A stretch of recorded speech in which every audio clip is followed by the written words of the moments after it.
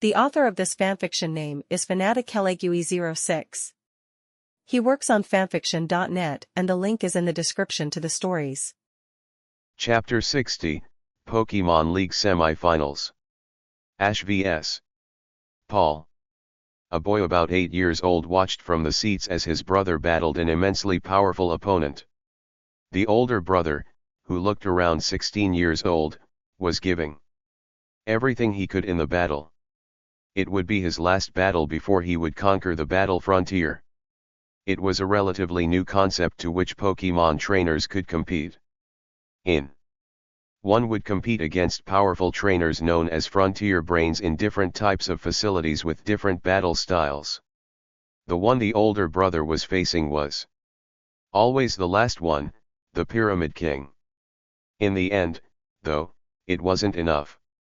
The older brother was beaten horribly.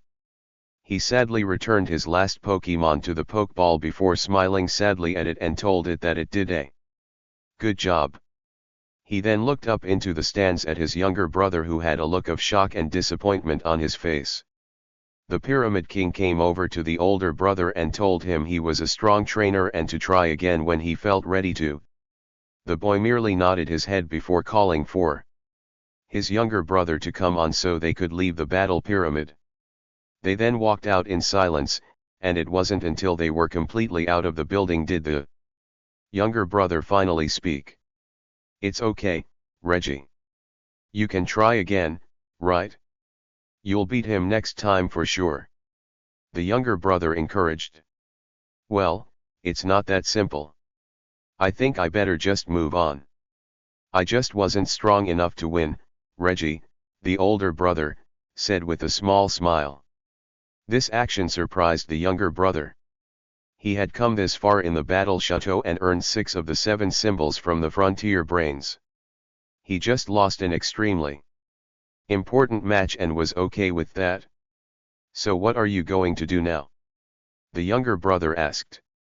"You'll try again, right? I'd actually like to move on to different things. I lost, and that was that. I still have a lot to learn. This loss showed me that," Reggie answered. "Wait. You're giving up? You can't," the younger brother exclaimed. The younger brother couldn't believe this. His brother talked about how bringing out the inner strength of his Pokemon could win in any situation.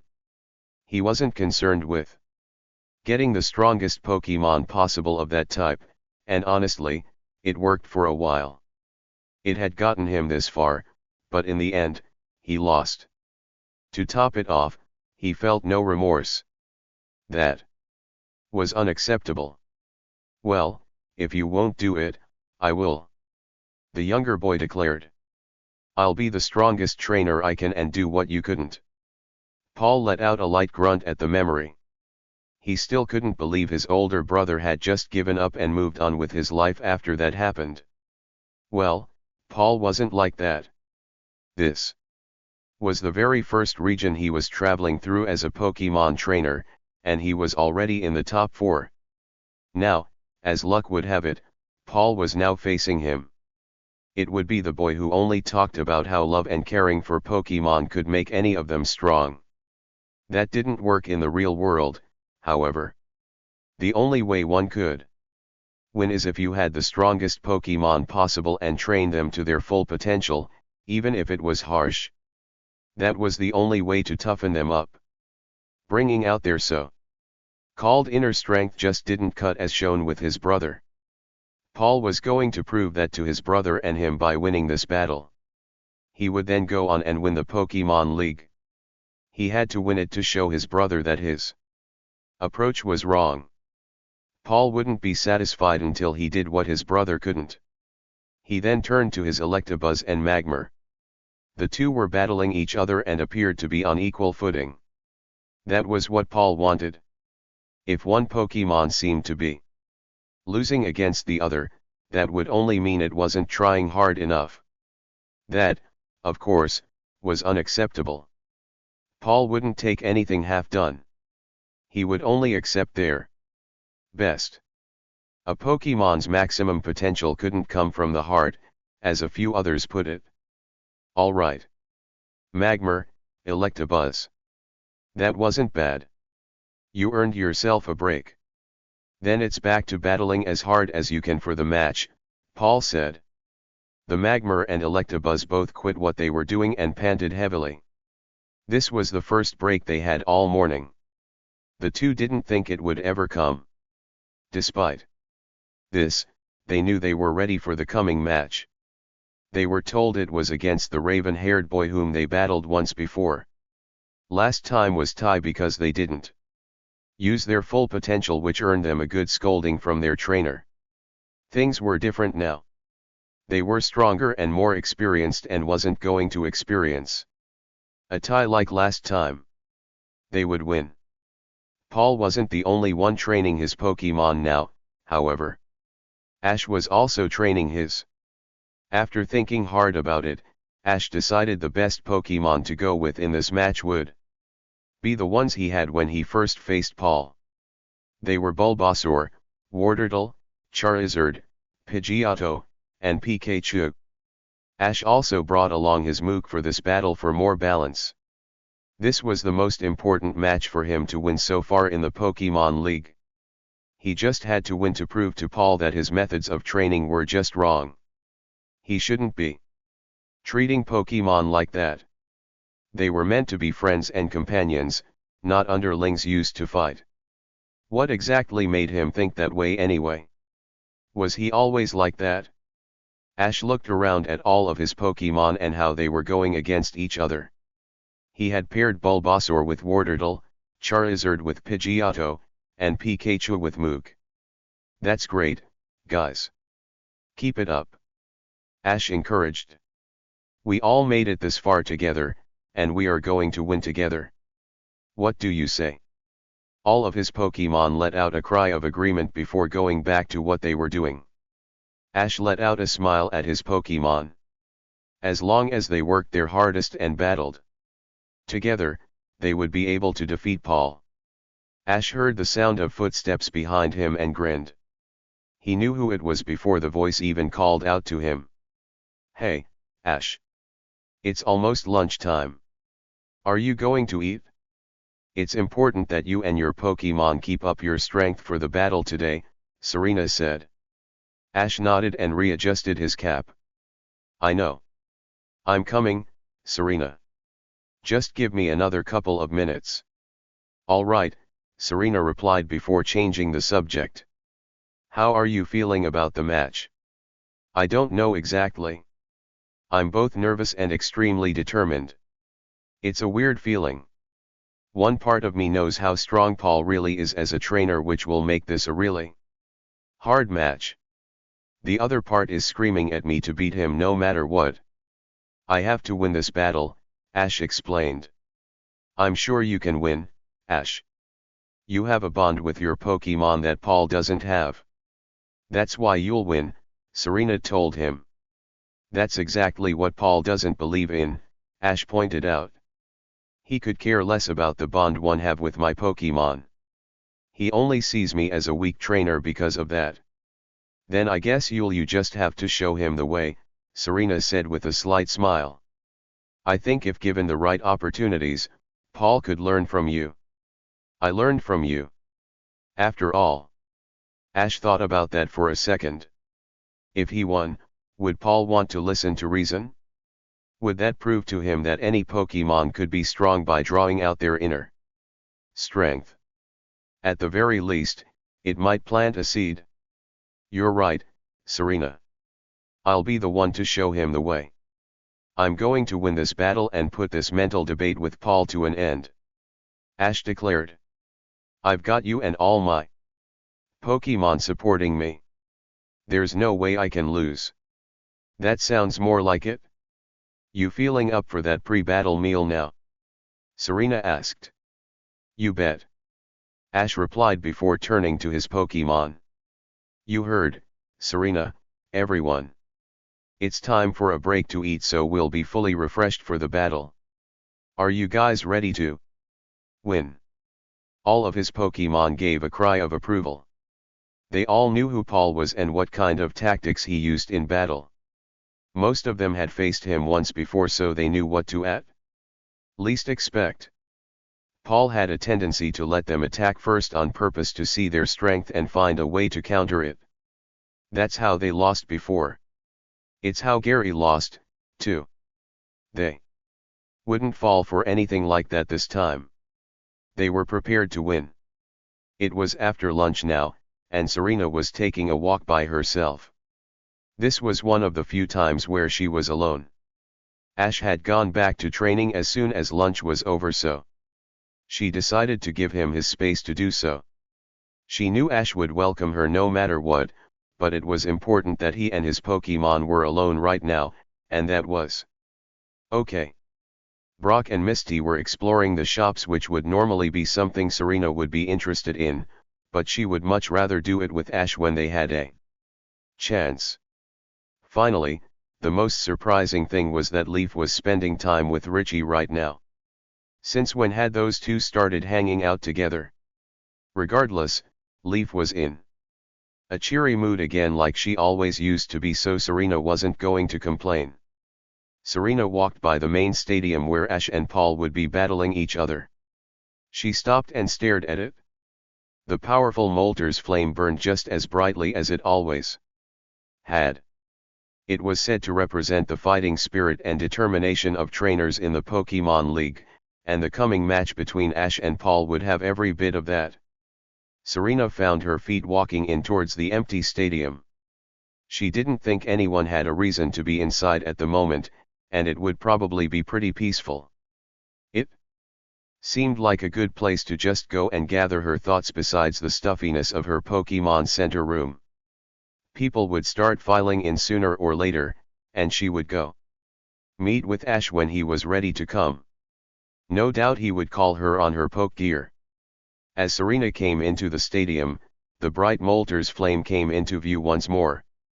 She didn't know why, but it seemed even more majestic as it towered above her like that. Was this how all the trainers felt when they battled? As Serena's eyes drifted below the flame, she realized she wasn't the only person in the stadium right now. There was a lone person on the same side of the stadium as her, facing away from her and looking up at the flame, also. Her eyes widened in surprise when she saw it was Paul. He even had 6 of his Pokemon out of their Pokeballs with him. What were they doing here?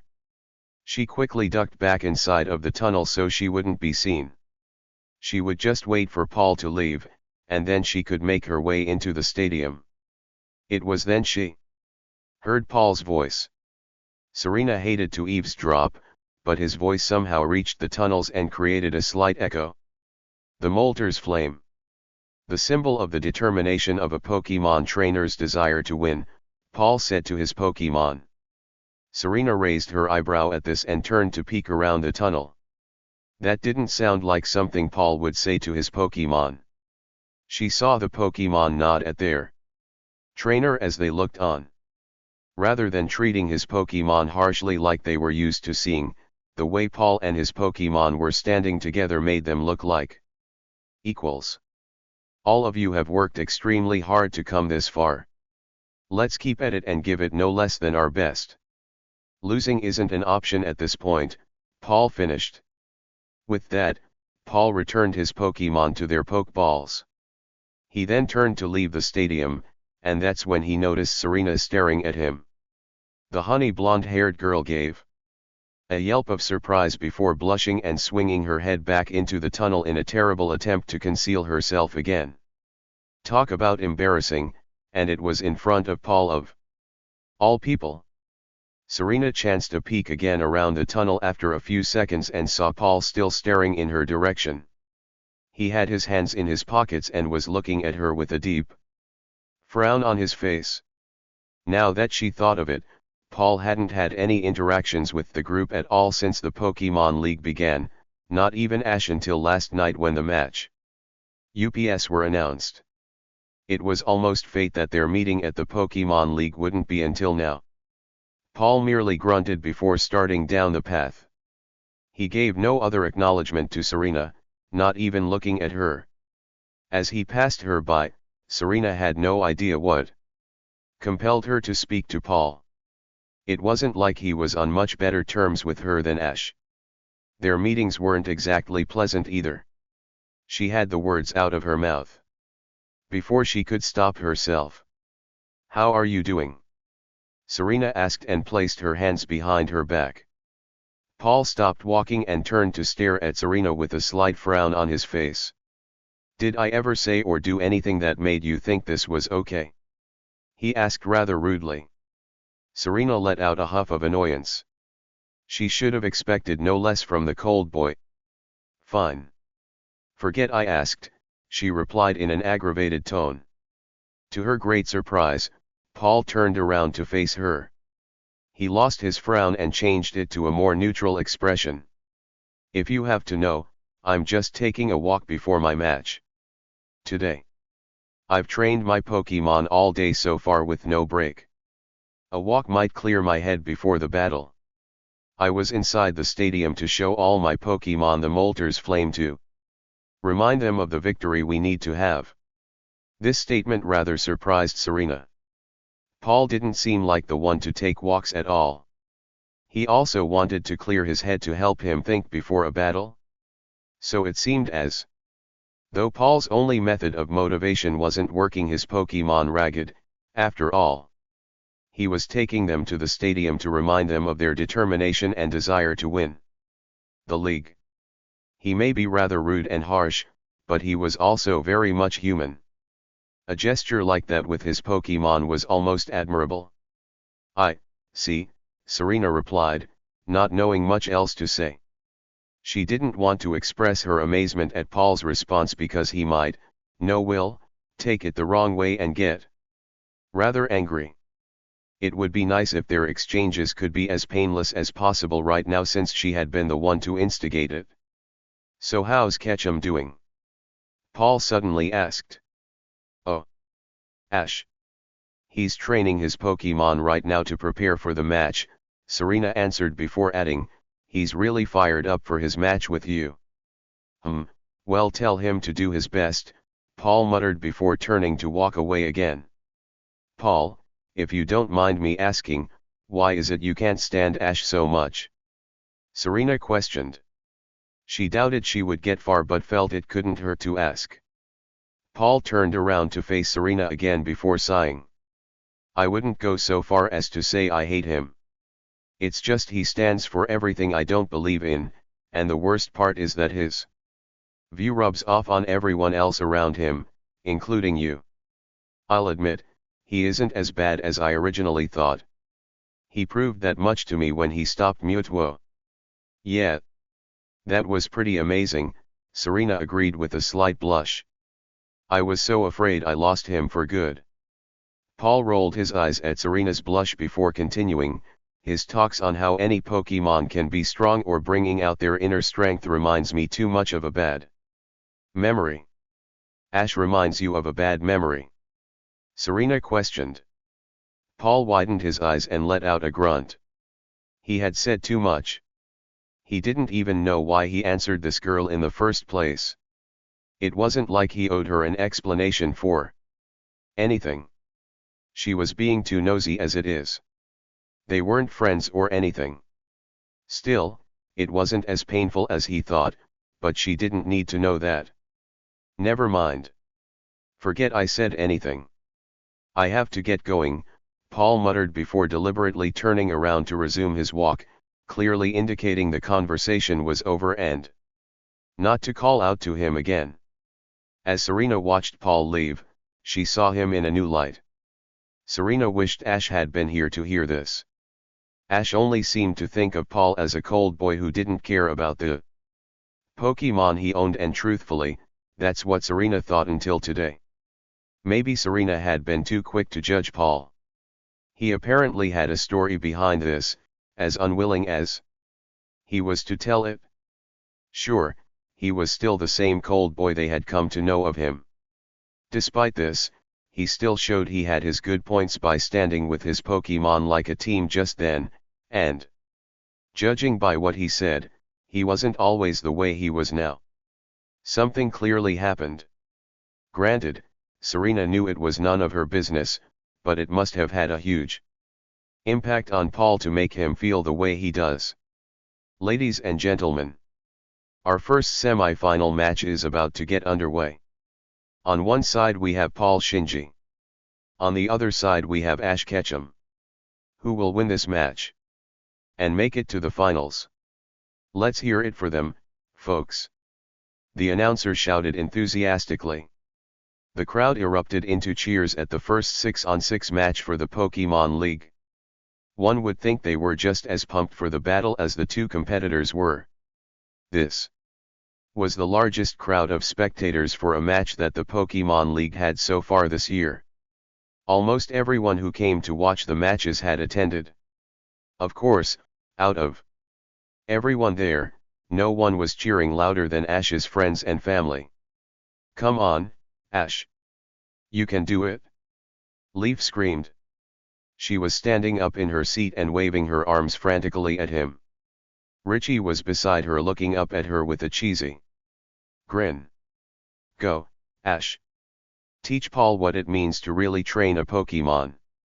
Misty shouted. "You've come this far, Ash. We know you can go all the way." Brock cheered. "We believe in you, sweetie." Delia called. Only Red, Professor Oak, and Serena didn't really have anything to say. Red and Professor Oak shared their words of wisdom with Ash before the match just now, and no amount of screaming would change the start of the battle. If anything, it may just put more pressure on him. They had heard about Paul and knew how important this match was to Ash. The best thing would be to let him have total concentration despite how much other noise there was in the stadium. Serena was hunched over in her seat with her chin resting in her hand. She was still thinking about some of the things Paul had said to her earlier.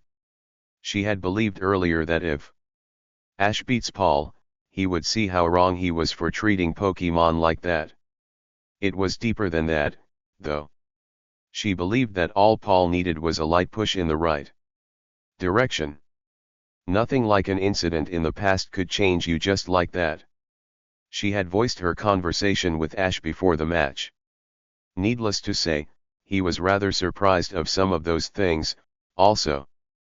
Paul wasn't just a black and white person. He clearly had a background, too. Despite this, Ash was still resolved to beat Paul and move on to the finals. Then, he would win the Pokemon League. "Serena?" Misty questioned when she saw Serena wasn't saying anything. "Oh. I'm good, Misty. Thanks. I'm just thinking about the upcoming battle," Serena answered. "I don't blame you. This is probably going to be one of his most important matches so far," Misty said.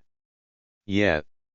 I believe Ash has the strength and resolve to win, though," Serena replied as she turned back to the match. Both Ash and Paul were staring at the other with nothing but pure determination. There was no anger or dislike in their eyes as usual. They couldn't let their opposing views and mutual dislike get in the way of their battle, Ash in particular. He made that mistake with his first match against Paul, and that really cost him. Now he was more experienced and more mature. Ash and Paul were here to win and needed total focus. They both knew this would be an intense battle. "Paul.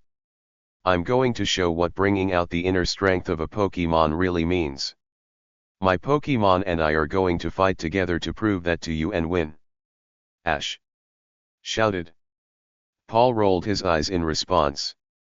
Ketchum was once again talking about the bond he has with his Pokemon. So what else was new? This will be a 6-on-6 match. Each trainer will fight until their last Pokemon is unable to battle. Whoever has one left will be declared the winner. "Are you ready?" the judge announced. Ash and Paul nodded. There were no more words that needed to be said to each other now. Their battle would do the talking. "Very well, then. We will now randomly select who chooses their Pokemon first," the judge stated as he indicated to the big screen where Paul and Ash's images were. The light flashed back and forth from one image to the other until it landed on Paul, indicating him to choose his Pokemon first. Paul gave an indifferent look to this. It clearly didn't matter to him if he went first or not because he already knew which Pokemon he would be sending out first. He hadn't used it much so far in the Pokemon League, but it had been itching to battle ever since he caught it and been quite aggressive at times, especially since it evolved. Dragonair. Stand by for battle. He yelled as he released the evolved form of Dratini. Paul's Dragonair appeared from the Pokeball and gave out a cry. It then crouched low and slapped the ground with its tail before getting a devious look on its face as a sign of aggression. Ash frowned when he remembered that this was the rogue Dratini who bullied his Dratini back in the Safari Zone. So it's evolved since then? Ash was almost glad he didn't bring in Dratini for this match. If it were to see this Pokemon again so soon, it might be too much for Dratini to handle. No doubt Paul's Dragonair would give Dratini a hard time. Ash once again thought about the Pokemon he had with him: Pikachu, Charizard, Bulbasaur, Wartortle, Pidgeotto, and Mook. Grass types, electric types, water types, and fire types were all not very effective against dragons. Ash knew that type advantages weren't everything, but this wasn't against any run-off-the-mill trainer. He was facing Paul and needed all the advantages he could get. That left Pidgeotto or Mook to go against this nasty Dragonair. Pidgeotto had speed which might keep Dragonair off balance, but Dragonair could use agility and match it, which might not give Pidgeotto a huge advantage. Mook, on the other hand, was a little on the slow side but was great at sponging attacks. In addition to that, Mook had an ace up its sleeve against something like Dragonair. That settles it. Mook, I choose you. Ash declared as he threw the ball forward to reveal the poisonous sludge Pokemon. Paul gave no emotion when he saw the sludge Pokemon. Apparently he wasn't intimidated by it. Mook slid over to its position and gave the Dragonair a smirk. Paul's Dragonair got an angry look on its face and slapped the ground again with its tail before crouching low. It will teach this Pokemon or smirking at it? Nothing taunts Dragonair and gets away with it? Alright. Here is my match with Paul. I've trained hard for this match and need to give it my all. I'm using the Pokemon I faced him with the first time with Mook added in. I'm going to show Paul I'm not the same trainer in Vermilion City. I'm going to keep a cool head this entire match, Ash thought. Alright. Mook vs Dragonair. Begin. The judge declared. Well, your move, Paul muttered to Ash. I'm not about to fall for that again. Ash asserted. He had seen that strategy way too many times. He wasn't going to give Paul that type of advantage by attacking recklessly like that again. Fine then. I'll just set up Dragonair while I have time, Paul replied before calling out, Dragonair, use Dragon Dance, and then use Safeguard. So Paul was going to instead raise Dragonair's stats because Ash didn't attack. Mook also wouldn't be able to poison it now, which would have been a huge advantage. The situation wasn't good, either way, but Ash and Mook weren't going to be outdone like that. Mook could raise its stats, too. Alright, Mook. Use Acid Armor. Ash yelled. A type of nasty liquid shot out of Mook before covering its whole body and glowing just as Dragonair finished its Dragon Dance and Safeguard. The two Pokemon were now ready to battle. Use Sludge Bomb around Dragonair, Mook. Ash shouted. Mook raised both of its arms in the air before making a throwing motion. Several large balls of gunk shot from its body towards Dragonair. Its intention wasn't to hit Dragonair but sludge the field to make traction worse for Dragonair, but Paul was prepared. Dissolve that sludge with Dragon Breath. He yelled. Dragonair then began to blow a scorching wind at each of the shots of sludge that Mook was shooting out. It was hitting the sludge with perfect accuracy. Its dragon powers were making the sludge fizzle out on contact until they were nothing more than little drips by the time they hit the ground, rendering them very ineffective. "That's no problem, Mook. Let's see them try to take out a sludge wave," Ash called. "Use Twister," Paul yelled. Mook raised its arms once again before summoning a huge wave of gunk from its body before hurling it at Dragonair. The dragon Pokemon or Paul didn't seem intimidated by this attack. The rogue Dragonair began twirling very quickly before a swirling vortex whipped up. Both attacks sailed towards the other before meeting halfway. The sludge began to mix with the twister before being flung out in all directions. Some of it would hit the ground while other globs would hit the stadium wall, but thankfully the audience was high enough to where they didn't have to worry about being hit. Mook had its eyes focused on the twister the whole time to make sure it wasn't getting too close, and it also couldn't see Dragonair through the thickness of the sludge and twister. The attacks eventually fizzled out, and Dragonair was nowhere to be seen. "Behind you, Mook!" Ash yelled out. Mook turned around and saw Dragonair right behind it. It must have sneaked its way over there while its twister was distracting Mook. Dragonair then crouched low in preparation. "Use Dragon Rush," Paul ordered. Dragonair then launched itself forward at Mook before striking it head-on. Rather than knock it backwards, it was quite the opposite as Dragonair merely began to sink into Mook's sludge-like body. Ash and Mook couldn't help but let out a smile at this as Dragonair was squirming helplessly with its face buried in Mook's body. Ash then looked at Paul and raised his eyebrows when he saw Paul was smirking, too. "Dragon Rage," he said. Ash's eyes widened when he realized Paul had done that on purpose. With Dragonair's face inside of Mook like that, any attack it used would do extra damage. Sure enough, Mook began yelling in pain as bits of blue flame shot out its body in all directions. "Now Aquajet," Paul called out next. "Aquajet?" Ash questioned. Dragonair's body became enveloped in water, and Ash's eyes widened as it began to propel Mook around the field with Aquajet. It was slamming Mook against the ground or the stadium wall. Ash grimaced at this. Mook's sludge body would normally be an advantage, but Paul was using its own body against by controlling it with Dragonair as long as it was stuck inside. Ash needed a quick attack to get him out of this situation. "Use acid spray, Mook," Ash shouted. Dragonair sensed this, but before it could remove its head from Mook, the sludge Pokemon opened its mouth and spit out a large amount of acid onto the Dragonair, completely drenching it. The dragon Pokemon cried out in anger and pain before withdrawing its head and falling onto the ground. Mook landed harmlessly, but it was clearly in pain from Dragonair's assault. "Shake it off, and use Dragon Breath," Paul yelled out. "Use Poison Jab," Ash called. Both Pokemon launched their respective attacks at each other, but Dragonair was just slightly faster. It launched the Scorching Wind which struck Mook continuously.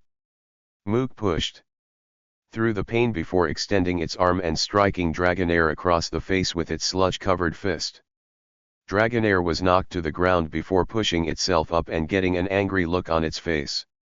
"Use Outrage," Paul yelled. "What's Outrage?"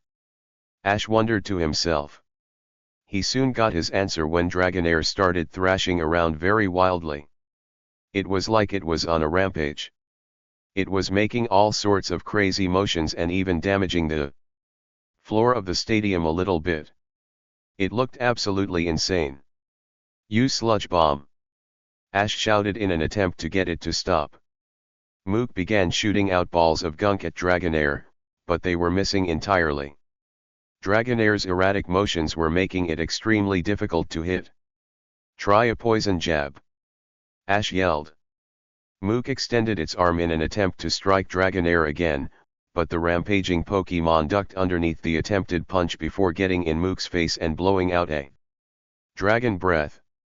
The sludge Pokemon cried out in pain once more before scooting itself away from Dragonair as the dragon Pokemon continued to thrash around. Ash gritted his teeth. Mook's attacks were a little on the slow side, and Dragonair's movements were too crazy for Mook to hit. He could recall it, but would that really accomplish anything? Dragonair had taken a fair amount of damage, so it wouldn't be unreasonable, but would any of his other Pokemon be able to stop the rogue Dragonair's rampage? There had to at least be one attack in Mook's arsenal that could work. Ash then remembered it. This was one of the reasons he used Mook in the first place against Dragonair. He had kept Mook from using it against the dragon type because Paul would find a way to counter it easily if he used it early on. Now that both Pokemon were getting tired, now seemed like as good a time as any to use it. He had taught it to Mook while he was training with it before the Pokemon League to add more variety to its attacks. Wartortle, Kingler, and Serena's Nidorina had helped it, too. Use Ice Punch on the ground. Ash hollered. This almost seemed to mildly surprise Paul that Mook knew that attack. Mook wound its fist back as it seemed to become quite frosty. It then slammed its fist into the ground. This created a small field of ice around it while Dragonair was still rampaging. The slippery ground seemed to be throwing Dragonair off balance. Rather than rampaging, it began wobbling, just trying to stay upright. Its motions then caused it to slip. Mook was unaffected by the ground because of its sludge-covered body. Get up! Paul shouted to Dragonair. Ash knew he had to act now or he may not get another chance like this. Use Ice Punch on Dragonair, he yelled. While Dragonair was still trying to get up, Mook extended its arm once again while the tip became encased in ice. It then slammed into Dragonair, who went flying backwards from the super effective attack. Now use Gunk Shot, Ash yelled once more. Mook hurled a massive amount of sludge at Dragonair, who could do nothing to dodge it. It was pushed backwards by the sludge into one of the stadium walls before falling to the ground. Dragonair struggled to get up despite the damage it had taken. Finally unable to take it anymore, Dragonair spat in disgust before falling onto the ground where it didn't get back up. Dragonair is unable to battle. The winner is Mook, the judge declared. All right, Mook. That was awesome, Ash praised. He had knocked out one of Paul's Pokemon first. Now he only had 5 left. Of course, he knew it was still way too early to celebrate. Paul wordlessly returned Dragonair before giving the Pokeball a slight glare. Without another response to the situation, Paul put away Dragonair's Pokeball before taking out another one. Radon, stand by for battle, he said as he released the Pokeball. The Radon appeared with a roar before stomping the ground as a show of its strength. Paul's Rhyhorn had also evolved. Ash was no stranger to this Pokemon. He already faced its evolved form in the Viridian City Gym and defeated it. Still, that didn't make Radon any less dangerous. Besides, Ash had only been able to beat Rhyperior because of his aura and Serena's psychic powers. It's okay, Mook. Let's go for win number 2. Ash encouraged. Muyuok. The sludge Pokemon agreed happily. Okay. Mook vs Radon. Begin. The judge shouted. Use Rock Polish, Radon. Paul shouted. Don't let the increase in speed stop you. Let's go, Mook. Use Ice Punch, Ash hollered. Het. Give them a taste of their own medicine, Radon. Use Ice Beam. Paul smirked. Before Mook had even extended its arm to strike Radon, the drill Pokemon quickly shot a beam of ice through its horn. The frozen blast soared through the air and struck Mook dead on. The sludge Pokemon gave a cry of pain before its eyes widened because all of its sludge was freezing. It began to struggle, but it was no use. Pretty soon, Mook was frozen solid. Mook. Can you hear me? Ash cried out, but got no response. Everyone waited to see if the sludge Pokemon would even give some form of acknowledgement, but nothing happened. It was completely immobile. Mook is unable to battle. The judge shouted. And there you have it, folks. Radon literally puts Mook on ice by turning its own trick against it. The announcer shouted. Ash couldn't believe it. He had an advantage for just the briefest of moments. Now, it was all tied up. That Radon shot out the ice beam so fast that it was unreal. Normally, Radon were pretty slow at attacking. Even though it used rock polish, that shouldn't have increased the speed of its attack delivery. The only quick move should be drill run. Paul really has his Radon trained. Oh. Poor Mook, Serena muttered from the stands. Ash can't let his guard down for even a minute in this match. It wouldn't matter if it was 5 against 1. These things can turn in the blink of an eye, Red replied. Mook, return. Ash said as he recalled the frozen Pokemon. He then smiled at the ball. Thanks a lot, Mook. You took out Paul's Dragonair. Take a nice rest. His immediate thought was to use Bulbasaur against Radon, but that was until he remembered Ice Beam. It was also extremely quick with that attack. Bulbasaur wasn't the only Pokemon he had with him that would be effective against Radon. He also had Wartortle, and it also resisted Ice Beam, but who's to say Radon didn't have another sneaky attack? He wouldn't be surprised it knew something like Thunderbolt. He knew he couldn't send out Pikachu, Charizard, or Pidgeotto against Radon, so Wartortle or Bulbasaur were his only options. Ash then brought up Bulbasaur's Pokeball. How do you feel about Ice Beam, Bulbasaur? He asked it, receiving a wiggle from the Pokeball. That must have been Bulbasaur's way of saying, no problem. Well, I can't say no to that. Let's go, Bulbasaur. Ash shouted as he released the plant dinosaur. Bulbasaur appeared from the Pokeball and blew a puff of smoke from its nose. It then looked at the Radon in front of it and then at Paul. Bulbasaur let out a growl that this was the same Radon who defeated it while back as a Rhyhorn. Bulbasaur was going to even things up this time and win. So your Bulbasaur still hasn't evolved, Paul commented. Bulbasaur told me it doesn't want to evolve yet. It wants to be the strongest Bulbasaur it can before it even thinks about evolving. Ash shouted. Bulbasaur. The plant dinosaur added for emphasis. Is that part of your so-called bringing out the inner strength of Pokemon to win? Paul mocked. Neither Ash or Bulbasaur responded to that. Paul was just trying to get them fired up to take their focus off the match. They couldn't let that happen like in the past. Anytime Paul was taunting him or his Pokemon like this, they just had to ignore him. They would prove him wrong by winning. Bulbasaur vs Radon. Begin. Shouted the judge. Use drill run. Paul ordered. Radon leaned forward and shot through the air towards Bulbasaur while spinning like a drill. Duck underneath it, Bulbasaur. Ash shouted. Bulbasaur hit the ground as Radon sailed over it.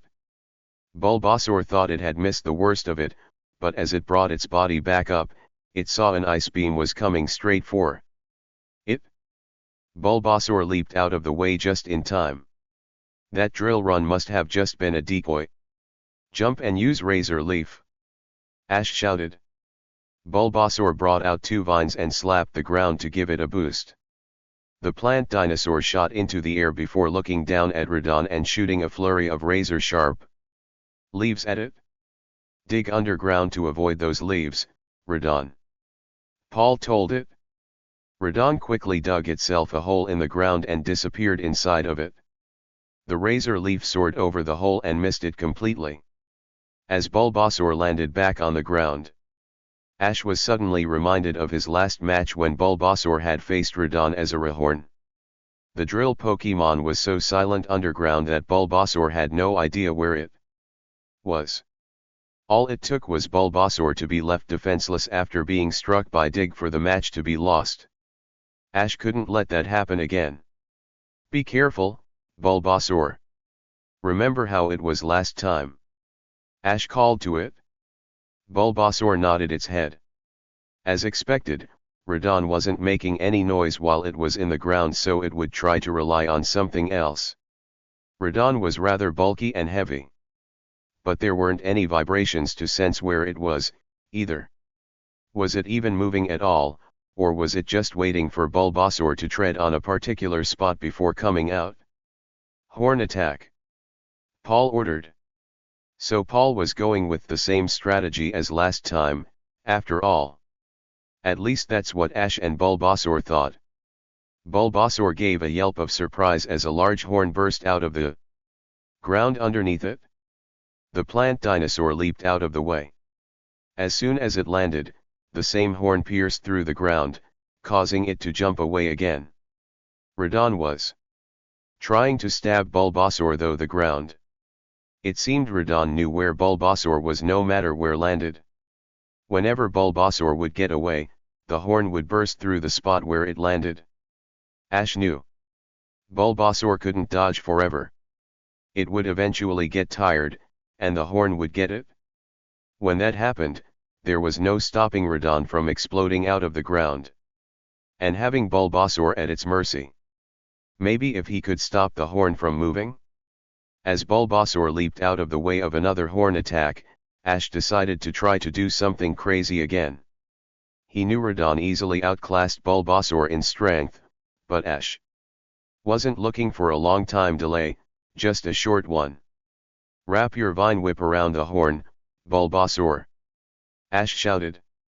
Bulbasaur jumped out of the way once again as the horn came up. It would be prepared for the next time. Sure enough, as soon as it landed, Radon's horn erupted from the ground again, but Bulbasaur quickly shot out its two vines and wrapped them around Radon's horn to keep it from going anywhere. As soon as it did so, Bulbasaur was immediately slammed onto the ground by the force of the horn going back under, but it still had a hold of it, which is what Ash wanted. Use Leech Seed, Bulbasaur. Ash shouted. Oh no, you don't. Use Ice Beam. Paul shouted. Bulbasaur saw the exposed horn began charging up and immediately shot out its seed as the ice beam was let loose. The beam struck Bulbasaur dead on, and the plant dinosaur was forced to let go as it went flying backwards. Thankfully, the leech seed still hit Radon's horn. It then spread quickly as the leeching vines worked their way down the horn and onto Radon's body underground. Can you stand, Bulbasaur? Ash cried. Bulbasaur shakily got off the ground and shook itself. That ice beam did some good damage, but it could still fight. Great job. Now get charged up for, Ash began, but was cut off by Radon's horn bursting through the ground and jabbing Bulbasaur. All Radon needed was for Bulbasaur to be still for one moment to hit it. Bulbasaur cried out in pain as it went soaring in the air once again. Ash could see Bulbasaur's bulb lighting up despite this. Ash smiled as Bulbasaur understood what Ash wanted it to do next despite not finishing his command. As expected, Radon exploded out of the ground a second later, spinning like drill for a drill run attack. Ash couldn't let this be a repeat of last time. Use Razor Leaf. Ash shouted. Bulbasaur shot its leaves out at Radon in an effort to slow it down, but it was useless. Radon's drill-like motions were tearing apart any leaves that came towards it. It was almost upon Bulbasaur. If there wasn't something done soon, Bulbasaur might not make it past this drill run. Ash's eyes lit up when Bulbasaur's bulb started glowing, and he knew that solar beam was finished powering up. Do it, Bulbasaur! Ash hollered. Bulbasaur tipped its bulb in Radon's direction and unleashed the attack just before Radon crashed into it. The solar beam blasted Radon at point-blank range. For a second, Radon was at a standstill as it tried to push past the solar beam. It proved unsuccessful as the solar beam began to push it back towards the ground. Radon let out a roar of pain as it was falling. Use magical leaf, Bulbasaur. Ash hollered.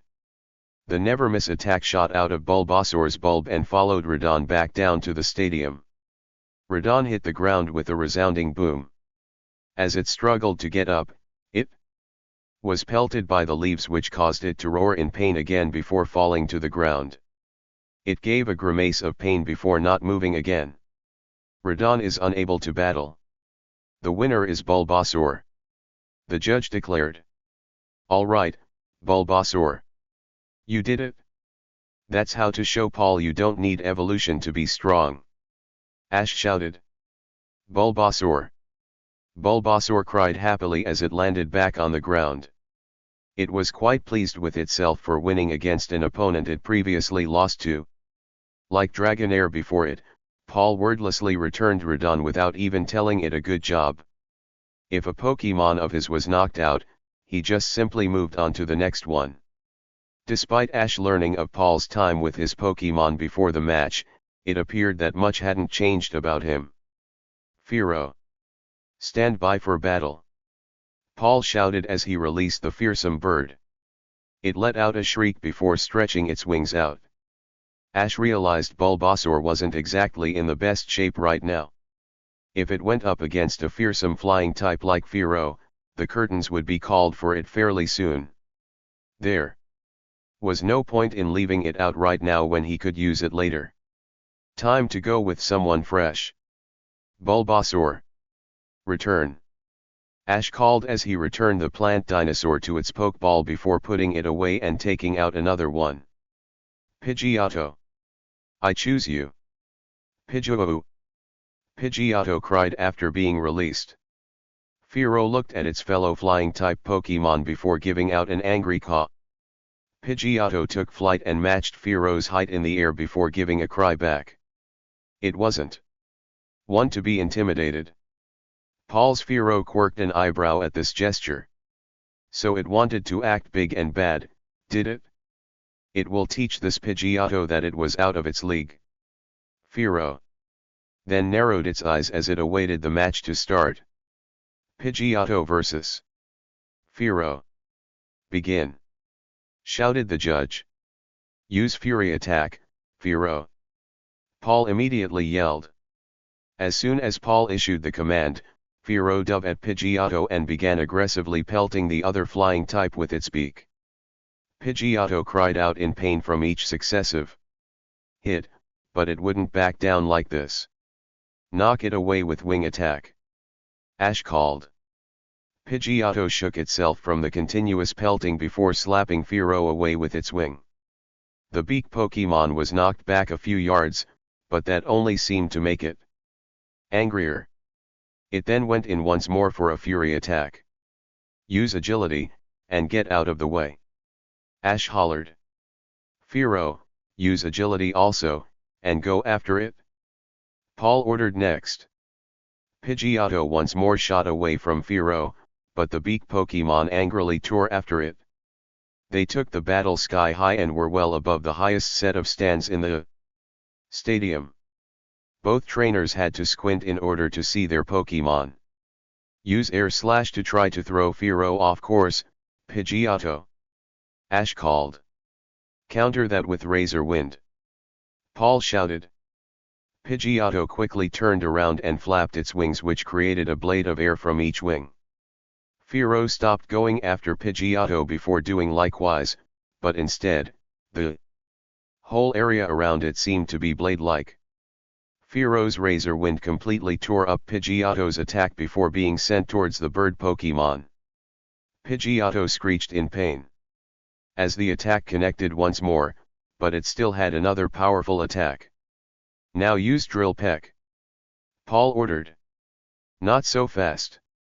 Use Hurricane, Pidgeotto. Ash countered.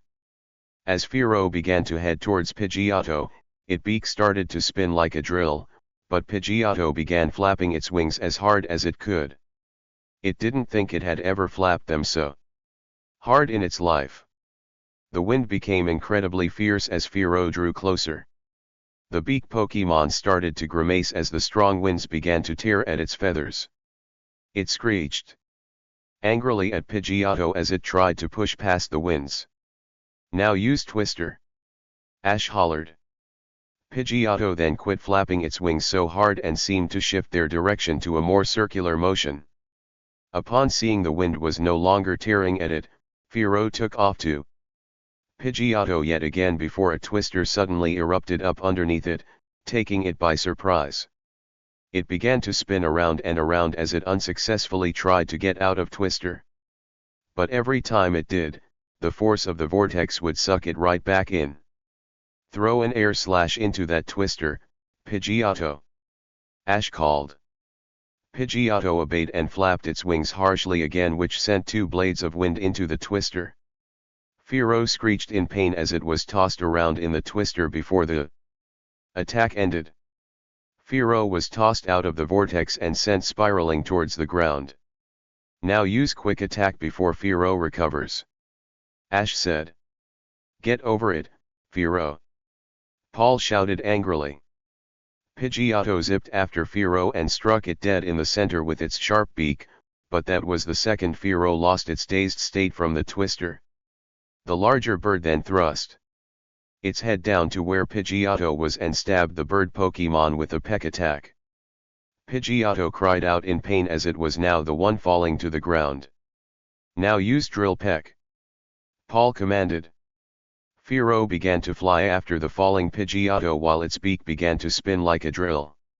It was going fast and was just about to stab Pidgeotto, but Ash had another trick up his sleeve. Block it with Steel Wing! Ash quickly called. He had almost forgotten he taught that move to Pidgeotto a while back. It could be used for defense as well as offense. Pidgeotto shook itself of the pain and brought its wing up just before Fearow hit. The beak drill then began to tear at Pidgeotto's glowing wing, but it held firm. Fearow then let out a shriek as it withdrew its head before cawing angrily. Its beak was bent up from trying to drill Pidgeotto's steel wing. That was excellent, Pidgeotto! Now use Quick Attack once more! Ash shouted. Use Mirror Move!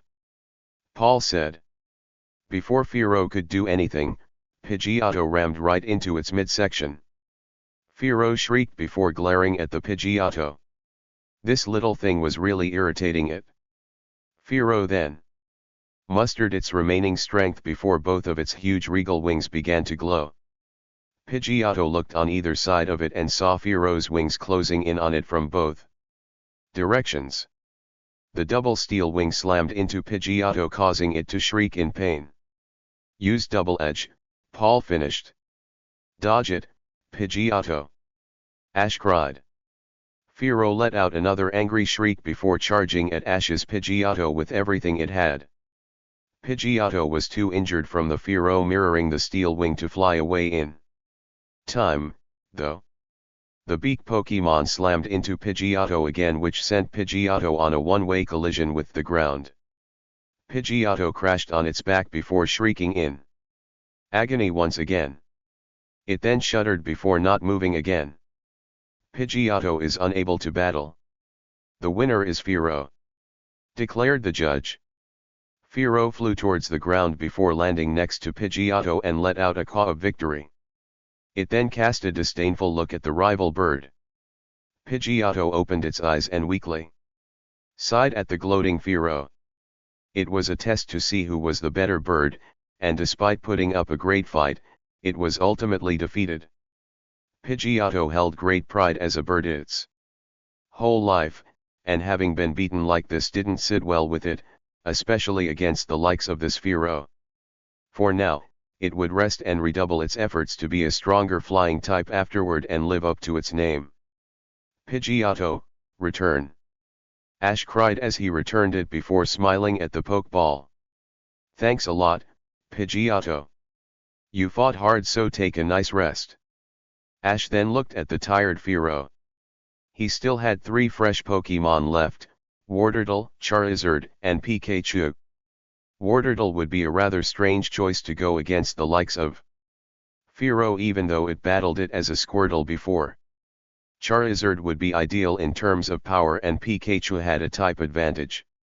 Not to mention it could match Fearow in speed. How about it, buddy? You wanna take on Fearow?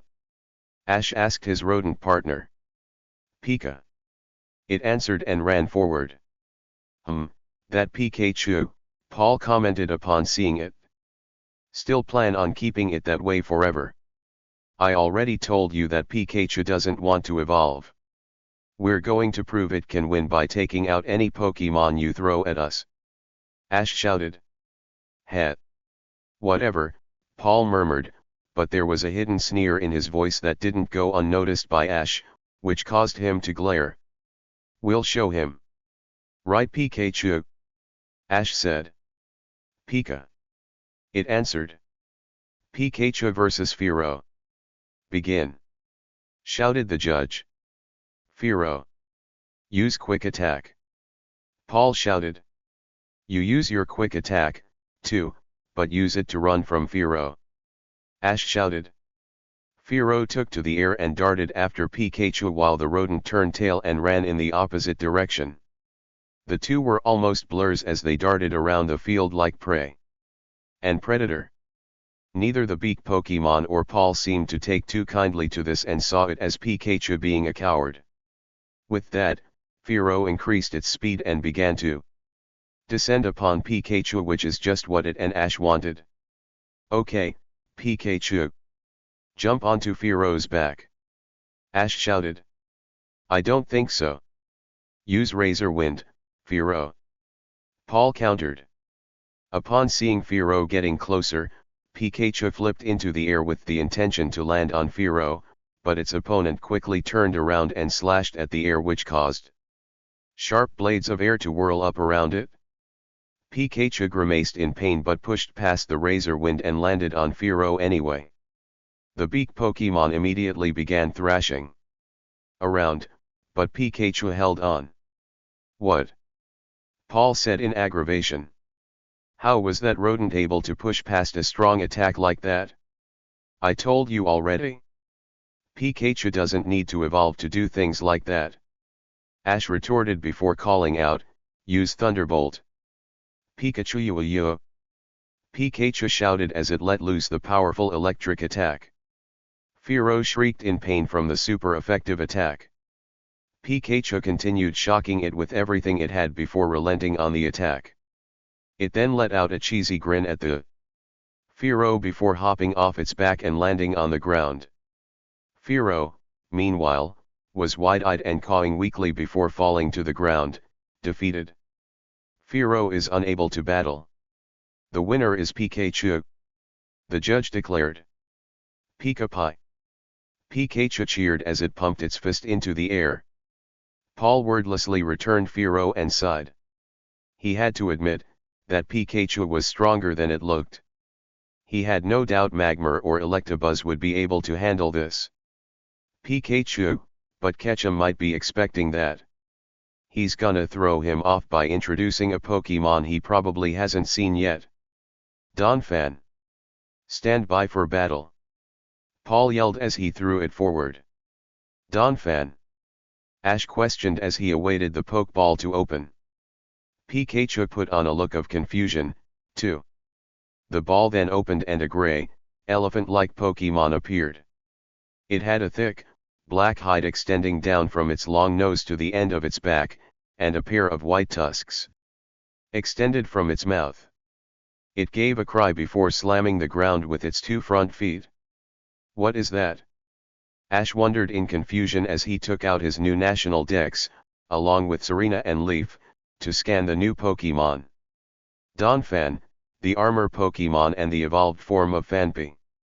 This Pokemon has a tackle so strong that it can knock down a house, the machine stated. Just where is Paul getting these Pokemon? Serena wondered as she put away her Pokédex. She didn't even see this Pokemon earlier when she spoke with Paul.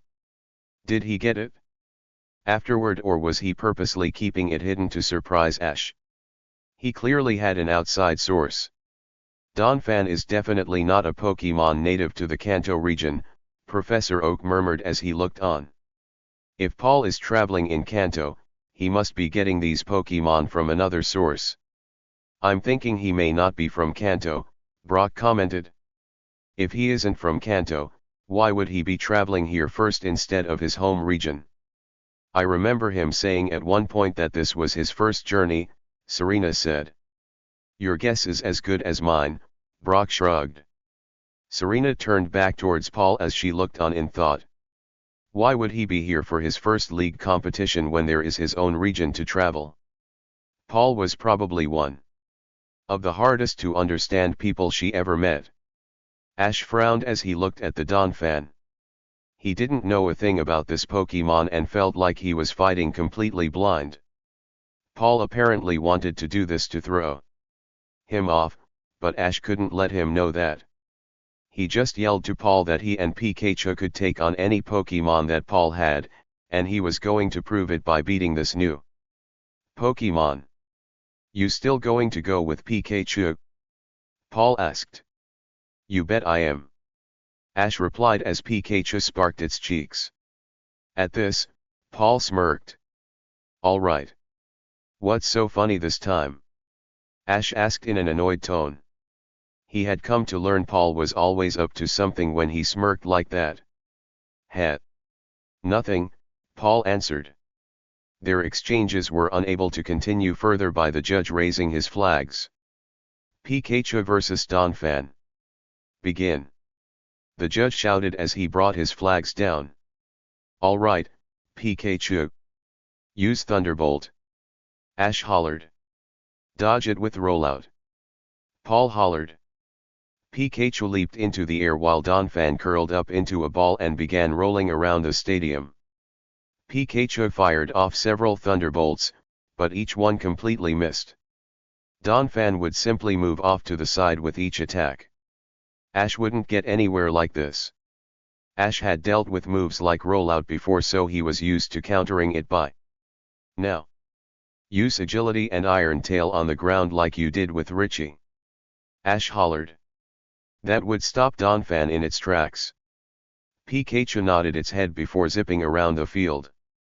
Large clouds of dust would shoot up at various spots in the stadium, which indicated where Pikachu used the attack. Pikachu just had to be careful of Donphan. The armor Pokemon was doing everything it could to keep Pikachu from doing this. It didn't take long for Ash to realize this wasn't working very well, either. Every time Donphan would get close to a hole, it would expertly move to the side and avoid it completely. It must have really been paying attention to where Pikachu was putting its attacks while it was rolling. Ash knew it would need a little nudge to fall into the trap. Use Quick Attack on Donphan, Pikachu. Ash hollered. After creating a good amount of holes in the stadium, Pikachu changed tactics and instead went for Donphan. It didn't take too long to spot as the armor Pokemon was coming straight for it. Pikachu likewise ran towards its opponent. Just before the two met, Pikachu veered off to the side and rammed its head into Donphan. The armor Pokemon wobbled a little bit before falling into one of the holes due to not regaining balance in time. Donphan's rolling upon falling into the hole caused it to flip high into the air, which is what Ash wanted. Donphan uncurled itself while in the air due to losing its momentum. Ash saw its underside wasn't covered with armor, which would give Pikachu a great place to attack it. Use Iron Tail, Pikachu. Ash yelled.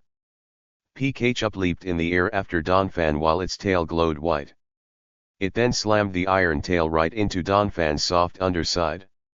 The armor Pokemon cried out in pain from the critical hit before curling back up out of reflex to protect its weak point.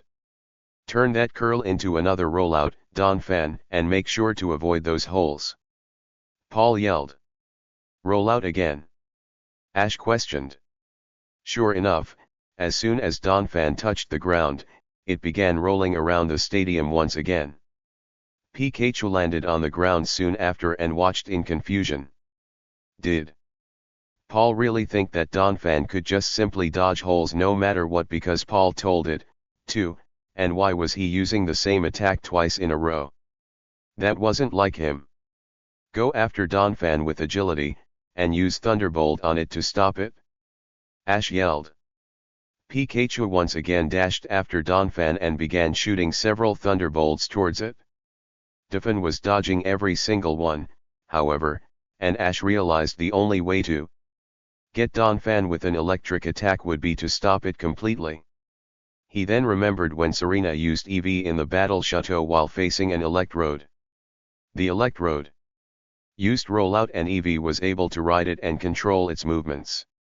Ash doubted Pikachu would be able to control a Donphan like that, but it could do something else to stop Donphan. Run straight for Donphan once again. Ash hollered, trying to throw Donphan off balance again. Paul smirked. Nope. Something else. Ash answered. Whatever. Donphan. Go straight for Pikachu. Paul ordered. Ash couldn't help but think that was rather bold of Paul to order that considering what happened last time. He knew Paul had to be up to something by having Donphan use Rollout like this, but he couldn't figure it out. Dang it. What was he hiding? Every part of Ash was screaming at him to continue on with what he was doing, but a very small part was telling him to recall Pikachu. Why? Pikachu and Donphan continued to head towards each other with neither side giving in. Right before they collided into each other, Ash made his move. Leap on top of Donphan, Pikachu. Ash hollered. Pikachu nodded and easily jumped on top of the rolling Donphan. It then began to ride it while Donphan wiggled and leaned in various directions in an effort to throw Pikachu off. But the yellow rodent held firm. Use Iron Tail on Donphan to stop it? Ash yelled. Pikachu's tail glowed once again before it slammed its tail down on the rolling Donphan. As soon as the attack made contact, there was a huge jerk as Pikachu was thrown from Donphan, and the armor Pokemon came to sudden halt before uncurling and flipping through the air before landing on the ground in a sprawled out manner. Now use Thunderbolt with everything you've got, Pikachu. Ash called. Pikachu charged up its cheeks before blasting off a huge amount of electricity from its cheeks. The Thunderbolt traveled through the air and struck the helpless Donphan. Pikachu continued the attack for a good while before finally relenting it. The yellow rodent then landed on the ground thinking that was the match, until Donphan got up completely unharmed from the attack. What? Pika! Ash and Pikachu cried at the same time. Het! You think you would have learned by now to look up a Pokemon's type if you've never seen it before. Donphan is a ground-type Pokemon. As soon as I saw you didn't bother to check out more about it after using your Pokédex, I decided to toy with you and have Donphan dodge Pikachu's electric attacks at all costs to make you think they would be effective against it. Now your Pikachu's all worn out, and I don't have to keep up the charade since the secret's out, Paul explained. Ash stood in shock. He had recognized that smirk from Paul all too often in the past, and he even recognized the look when Paul faced Gary and tried to warn him, but it ended in no avail. Ash had surprised Paul a few times in this match, but this mistake had really cost him. Donphan actually didn't look like a ground type in all honesty. It looked more like a normal type or at least a rock type where electric attacks would hurt it. Paul also must have purposely avoided Donphan using any ground type moves, too. I'm done toying with that Pikachu, now. Use Earthquake, Donphan. Paul yelled. Donphan raised its two front feet and slammed them down on the ground, which caused the whole stadium field to shake. Pikachu wobbled terribly before falling over and soon found Donphan charging straight for it, but not by using Rollout like before. Use Giga Impact. Paul shouted. Use Iron Tail. Ash countered. He knew it was his only option since electric-type attacks were useless, and the ground was shaking too much for it to run away or jump properly. Pikachu charged up its tail before swinging it around just as Donphan collided with it. The iron tail struck Donphan right in the face, but the rodent still felt the full force of the Giga impact. The electric mouse let out a gasp of pain before sailing through the air and crashing into the stadium wall, causing it to cry out again. It then fell to the ground and didn't move. Pikachu is unable to battle.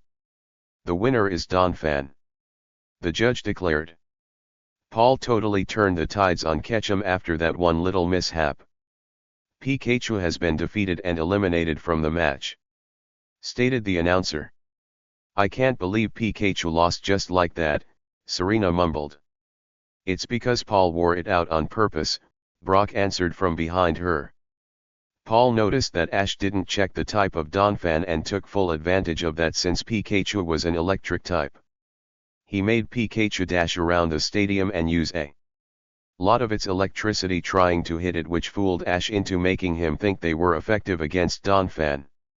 Then, when the secret was out and Pikachu was tired, Paul didn't waste any time in taking Pikachu out before it recovered. I hate to say it, but that was a good strategy, Red muttered. The match is evened up again with Ash and Paul both having 3 Pokemon each, Misty commented. Come on, Ash. Show Paul the pride of Pallet Town. Leaf shouted. Serena stared hard at Ash from the box. He had made a mention that he should start checking his Pokédex on his opponents more like she and Leaf did, but why didn't he this time? Ash needed to study his opponents, too, rather than just focus on his own strategies. It wasn't really a rookie mistake because many trainers didn't check their Pokédexes diligently like that, but this still might have been avoided if Ash had done so. Ash ran onto the field and gingerly picked up Pikachu in his arms. The yellow rodent opened its eyes and looked sadly at Ash. The raven-haired boy shook his head and gave Pikachu a sorrowful expression. I'm sorry, Pikachu. You were great. I promised I wouldn't fall for any of Paul's tricks this match, but it looks like I did, after all. We'll get him next time, Ash said. He then brought Pikachu up to the trainer's box before setting it down and decided on his next Pokemon. So Donphan was a ground type, was it? He could use that to his advantage. Bulbasaur or Wartortle were prime candidates. It was already weakened from its attack with Pikachu after all the iron tails it took, so Bulbasaur would be able to take care of it. Bulbasaur, come on out again. Ash hollered as he threw the Pokeball forward. Bulbasaur appeared from the Pokeball with a cry once more. If Bulbasaur was tired from the fight before, it wasn't showing it. If anything, it looked even more fired up. That's the spirit, Bulbasaur. Let's make this your second win of the match, Ash said to it. Bulbasaur. It agreed. All right. Bulbasaur versus Donphan. Begin, declared he judge as usual. Use magnitude on Bulbasaur, Paul ordered. Not this time. Jump into the air again, Bulbasaur, and then use Razor Leaf, Ash hollered. Donphan stomped onto the ground once again to shake the stadium, but Bulbasaur had already used its vines to jump out of harm's way.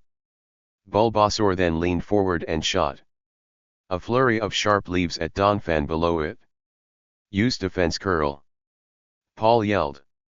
Donphan curled up into a ball while the Razor Leaf pelted its outer hide.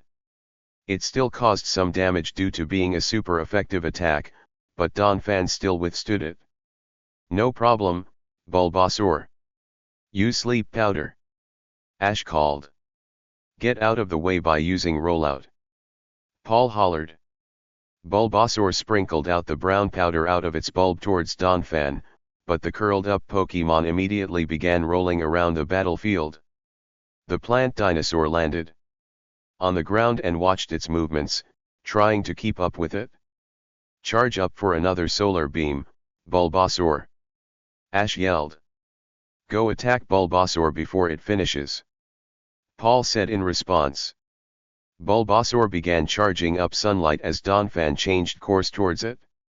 Ash knew that solar beam would take a small time to charge, so he would need to buy as much time as he could. Get away from Donphan by getting into the air again. Ash yelled as Bulbasaur did so. You still think that Bulbasaur is safe in the air? Go after it, Donphan. Paul ordered. Both Ash and Bulbasaur gasped when Donphan actually leaped into the air while using rollout. Donphan would seem like too heavy of a Pokemon to do something like that, but Paul was just full of surprises by keeping things like that hidden. The armor Pokemon spun through the air and knocked Bulbasaur out of the sky, sending it plummeting towards the ground. Bulbasaur landed face first and groaned in pain, but it still managed to continue storing sunlight. Now use Fire Fang! Paul shouted. Donphan uncurled itself from the air, and its tusks became cloaked in fire. It then fell towards Bulbasaur with the intent to slam its tusks into Bulbasaur. The plant dinosaur gritted its teeth at the grim situation, but kept storing sunlight. It then felt it couldn't store anymore and gave the signal to Ash. Let it fly, Bulbasaur! Ash shouted, but it was a little too late. Donphan landed right in front of Bulbasaur and crashed its fiery tusks into it. Bulbasaur let out a cry of pain but pointed its bulb at Donphan anyway, letting loose the solar beam and hitting Donphan at point-blank range, which caused an explosion. Both Pokemon were thrown backwards before landing before each of their respective trainers. Bulbasaur and Donphan both struggled to get up before collapsing on the ground, knocked out. Both Pokemon are unable to battle. The judge declared with a flag wave. We have ourselves a double knockout, folks. Both Ash and Paul only have 2 Pokemon remaining. Let's hope they have some strategy to get ahead once more, shouted the judge. Ash sadly returned Bulbasaur to its Pokeball with a sigh before smiling at it. Thanks a lot, Bulbasaur. You gave it your all this match. Now take a nice rest. I have to admit, you're doing a little better than I thought you were, but you still won't win if you keep worrying about their inner strength. It makes you weak, Paul told Ash as he returned Donphan. That isn't true. I'll prove to you how wrong you methods are by winning, Ash retorted. Fine. Then give it your best shot, Paul replied before taking out his next Pokemon and throwing it. Magmar, stand by for battle. In that case, I'll choose Wartortle, Ash replied as he threw the Pokeball to release the turtle Pokemon. Het. You would think you wouldn't have to rely on type advantage to win if you wanted to bring out their inner strength, Paul smirked. Ash didn't reply to that comment. Paul was just trying to get a rise out of him again. If he won, it would be because of how good Wartortle was, not that type advantage, right? Magmar versus Wartortle. Begin! Shouted the judge. Use Aqua Jet, Wartortle! Ash yelled. Wartortle enveloped itself in water before jumping and speeding towards Magmar. It then slammed into the Spitfire Pokemon before it even knew what hit it. Steam came from Magmar as it stumbled backwards several steps. Wartortle then turned around and sped off in the same cloak of water. Catch up to it by using Mach Punch, Paul shouted. Magmar shook itself of the super effective attack before reeling back its fist and charging after Wartortle. The turtle Pokemon looked back before it saw Magmar's fist go through its cloak of water and striking it in the face. Wartortle cried out in pain as its Aqua Jet cancelled out before slamming into the stadium wall and falling to the ground. Now use Thunder Punch, Paul ordered. Get out of the way by using Hydro Pump, Wartortle, Ash cried. Wartortle got into its shell and began spinning extremely fast. Water then began to shoot out of its shell, which caused Magmar to back off. Wartortle then shot off through the air, while spinning in its shell, blasting water everywhere. Lava Plume, Paul shouted. Flames burst out of Mommer continuously as if it were a volcano itself. The flames began to land all over the stadium while Warderdle spun around shooting water for momentum. Eventually, the water began to hit the many flames around the stadium, which caused a lot of steam to form, which made it hard for Warderdle to see where it was going. It stopped, spinning its shell, and quickly looked around for Magmer. Feint attack. Paul yelled out. Behind you, Warderdle. Ash warned. Warderdle spun around and saw Magmer had appeared behind it. It then slammed its magma-covered body into the turtle Pokemon, knocking it backwards several yards. Now use Confuse Ray, Paul ordered. Use Aqua Jet to get away. Ash yelled. Warderdle immediately cloaked itself in water to shoot off, but the attack was cut off when Magmer grabbed Warderdle before picking it up and forcing the turtle Pokemon to look at it. Its eyes then began to glow as Warderdle shut its eyes to keep from looking. Use Water Gun. Ash tried. Warderdle tried to get the stream of water from its mouth, but it was impossible as Magmer had it by the throat, which cut off any water trying to get through. It struggled in vain. Before Magmer used a thunder punch across Warderdle's face to get it to open its eyes and look at it again. Warderdle yelled in pain from the super effective attack, but still tried its best to avoid looking at Magmer's eyes. Seeing as that wasn't working, Magmer simply hit Warderdle with another thunder punch. Ash knew the situation looked really bad. At this rate, Warderdle would either be knocked out by thunder punch or confused. It wasn't able to hide in its shell or use its water gun or hydro pump. What could it do? Ash then saw Warderdle's fluffy tail dangling freely, and it occurred to him. Use Aqua Tail. Ash shouted. Warderdle strained as its tail became enveloped in water. It then swung its tail forward before striking Magmer. The Spitfire Pokemon cried out in pain before flying backwards and dropping Warderdle to the ground. Warderdle was shaking as it slowly stood up from the ground. Those thunder punches really took their toll on its stamina. Use Skull Bash. Ash shouted. Mach Punch. Paul yelled. Despite its tired state, Warderdle took off towards Magmer with its head withdrawn while Magmer quickly reeled its fist back. Warderdle struck Magmer in its center while Magmer punched Warderdle across the face. Despite this, Warderdle still had its head buried in Magmer's gut, which gave Ash an idea. Turn that Skull Bash into Aqua Jet, he shouted, remembering his battle against Paul's Dragonair. Warderdle once more put on its cloak of water and began to push Magmer backwards with the force of the Aqua Jet. Magmer began stumbling as it was pushed further backwards, before it went airborne with Warderdle propelling it back even more. Magmer turned around and saw the stadium wall approaching and grimaced, but Paul would have none of that. Use Thunder Punch, he yelled. Despite the force of the Aqua Jet, Magmer reeled back its fist and struck Warderdle just before it hit the wall. There was a resounding crash as Magmer collided with the wall while Warderdle was still using Aqua Jet. Finally, the attack relented. Both Pokemon got a strained look on their face before falling from the stadium wall to the ground on top of one another. Magmer didn't move while Warderdle was straining to pull itself out from underneath Magmer. It finally let out a shout and pulled itself free before shakily standing up and panting heavily, but it could still fight. Magmer unable to battle, the judge declared.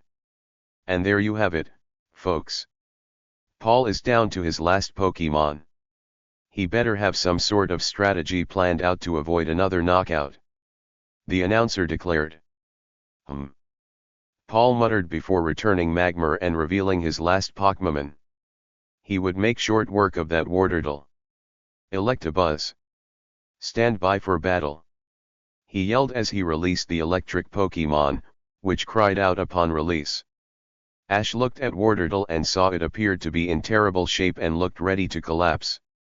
It was covered in black marks from taking a lot thunder punches and probably wouldn't last another attack. Even so, Would returning it really yield him any advantage since he only had one Pokemon left? Wartortle then turned around and shook its head at Ash. It knew how bad off it was and could pass out at any moment. Returning it to the Pokeball would do it no good now. The least it could do was fight Electabuzz until it collapsed to give Charizard the best chance at winning. Ash frowned at his but knew Wartortle was right. Wartortle then turned back around and faced Electabuzz, who shook its head at the pitiful state its opponent was in right now. Okay. Wartortle versus Electabuzz. Begin. Shouted the judge. Use Aqua Jet, Wartortle. Ash hollered, trying to get the one-up on Paul. It's fine. Don't move, Electabuzz, Paul told it. The electric Pokemon then braced itself for the coming impact. Ash grimaced at this. He knew what Paul was doing. Wartortle slammed into Electabuzz, which caused it to grit its teeth in pain.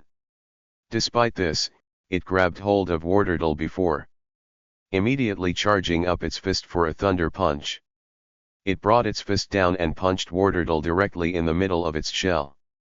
Wartortle cried out before sailing backwards and slamming into the wall of Ash's trainer box. It then fell to the ground and was defeated. Wartortle is unable to battle. The judge announced. Okay, folks. We are down to the wire. Both Ash and Paul only have one Pokemon left. Let's see what strategy they are going to use now. The announcer yelled. Ash and Paul are both down to their last Pokemon, Brock muttered. I think Ash and Charizard can win. Charizard is the personification of Ash's great training. It could never have done that with Damien, Serena affirmed. That's true. If Ash wins with Charizard, it would be a very effective win, Brock agreed as he rubbed his chin. Ash returned Wartortle before giving the Pokeball a smile. Thanks a lot, Wartortle. Take a good rest. It was brave of you to keep fighting like that. He then put the Pokeball away and sighed. Both he and Paul had one Pokemon left. It was an extremely close match so far, which is what Ash had predicted. There was no room for errors. There was no room for second thoughts. Ash then took out his last Pokeball, which contained Charizard. He had raised it ever since it was a Charmander. Damien had been an inhumane monster when it was a Charmander, but Ash had saved it and trained it to the best potential he could. Charizard was going to be proof to Paul about the right way to train a Pokemon. He would win this. Ash then looked over and saw Paul watching him with an unreadable expression. He didn't know if Paul cared to hear about Charizard's backstory or not, but it probably wouldn't make a difference. He didn't need to say anything else to Paul about the way he trains Pokemon. He was here to win, and that's what he was going to do. Charizard, I choose you. Ash hollered as he threw the ball forward. Charizard landed on the ground and gave a roar while Electabuzz sparked its body. They knew they were the last Pokemon in this match and knew their opponents were huge rivals. They would do everything in their power to win and were super pumped. This was it. Both Ash and Paul were waiting for the judge to officially start it. Okay. Charizard vs Electabuzz for the final matchup. Begin. Declared the judge. Electabuzz. Use Brick Break on the ground, and then use Thunder Punch. Paul shouted. Electabuzz slammed its fist down onto the ground, which made it erupt with shards of dirt and rock. The debris pelted Charizard as it shielded itself. Charizard then looked and saw Electabuzz leap through the rubble and come at it for a Thunder Punch. Use Flame Burst, Charizard. Ash called quickly. A huge ball of flame suddenly exploded in front of Charizard. Electabuzz halted its attack due to this and shielded itself from the force of the explosion. Use Thunderbolt. Paul told Electabuzz. Fly into the air to get away from it. Ash countered. Electabuzz shot a massive amount of electricity at Charizard, but the fire lizard immediately took to the sky to get out of the way. Electabuzz tried to follow Charizard by aiming its Thunderbolt after it, but Charizard was too quick. Electabuzz then let out a growl of aggravation that Charizard was out of its reach. Use Flamethrower, Charizard. Ash called. Charizard swooped down before taking a deep breath and blowing out the flamethrower towards Electabuzz, but Ash knew what was coming next. Electabuzz, use Protect. Paul ordered as the electric Pokémon brought its hands out in front of it to create a protective barrier around itself. As expected, the flamethrower bounced harmlessly off of it. Now use Thunderbolt. Counter that with another flamethrower. Ash called, knowing Electabuzz couldn't use Protect again so soon. Both Pokémon shot their respective attacks at each other. The two attacks soon collided together and began to compete for dominance. Charizard began flying forward to Electabuzz in order to increase the force of its flamethrower. Upon seeing what it was doing, Electabuzz did the same thing. The two opposing Pokémon were getting closer and closer with each other while their attacks remained evenly matched. Use Thunder Punch, Electabuzz. Paul shouted once Charizard was close enough. While still using Thunderbolt, Electabuzz wound back its fist and threw it forward at Charizard. The fire lizard reached out and caught the Thunder Punch. Small sparks of electricity crackled around Charizard due to this, but it still kept using Flamethrower despite this. The force of the two attacks soon became too great and caused an explosion. Use Brick Break. Use Fire Punch. The trainers called to their respective Pokémon. Electabuzz wound back its powerful fist while Charizard wound back a fist of fire. The two Pokémon then threw out their punches, and their fists collided with the other. Electabuzz felt the burning pain of Fire Punch but soon smirked as it charged up a Thunder Punch in its other fist before striking Charizard square in the stomach. The Fire Dragon gave out a gasp of pain as it felt the electricity around it once again. Use Flame Burst to get Electabuzz away from you. Ash hollered. There was an instantaneous explosion of flame once again. Electabuzz was blown backwards before landing on its backside. A scorching response from Charizard, folks. I think it's safe to say that Ketchum doesn't like his Charizard extra crispy. The announcer commented. Use Swift, and then Thunder Punch, Paul said. Get away from it, Charizard. Ash yelled, even though he knew it was futile. Charizard took off to the air as fast as it could, but it didn't get very far. Electabuzz launched the Never Miss attack, and the star-shaped beams of energy struck Charizard right in its left wing, causing it to wobble and fly much slower. Electabuzz then leaped after it and struck a direct hit with another Thunder Punch. Charizard roared in pain and was knocked to the ground. Electabuzz then fell on top of Charizard and pinned both of its wings with its feet so it would be unable to fly away. Flame Burst. Ash yelled. Light Screen. Paul ordered. Charizard's explosion of fire was a very quick attack, but Electabuzz was just a tad faster at Light Screen. It threw up the protective wall of light before Flame Burst could knock it off the fire lizard. It and Paul then smirked that Charizard couldn't be as effective with its special fire attacks. Now Thunder. Paul commanded next. Electabuzz raised its hands as a thunderclap was heard before a lightning bolt suddenly descended from the sky and struck Charizard dead on. Charizard roared in pain once again from the powerful electric attack and gave a huge jerk to try to throw Electabuzz off of it, but Electabuzz would hold firm every time. Use Fire Punch. Ash yelled. Even though the special fire moves weren't very effective, Charizard could still use physical attacks. Counter with your Thunder Punch. Paul said. Charizard grimaced and brought around its fiery fist while Electabuzz countered with Thunder Punch. The two fists collided and struggled with the other to compete for dominance. Use your other fist to deliver another Thunder Punch, Paul ordered next. You do the same with Fire Punch, Charizard. Ash called. He figured if Paul's Electabuzz could use both of its fists to attack at the same time, so could Charizard. As Electabuzz charged up its other fist, Charizard focused all of its power into the fist it didn't use very often, and then it immediately burned out. Both Charizard and Ash's eyes widened in horror when they saw it hadn't worked. Charizard then looked and saw Electabuzz swing its other arm around, and Charizard clumsily threw its other arm up at the last second in a pitiful attempt to dodge. It was nowhere near as powerful as Electabuzz's Thunder Punch, however, and Charizard was struck across the face. "What's the matter? Didn't you ever train your Charizard to be good with both of its fists?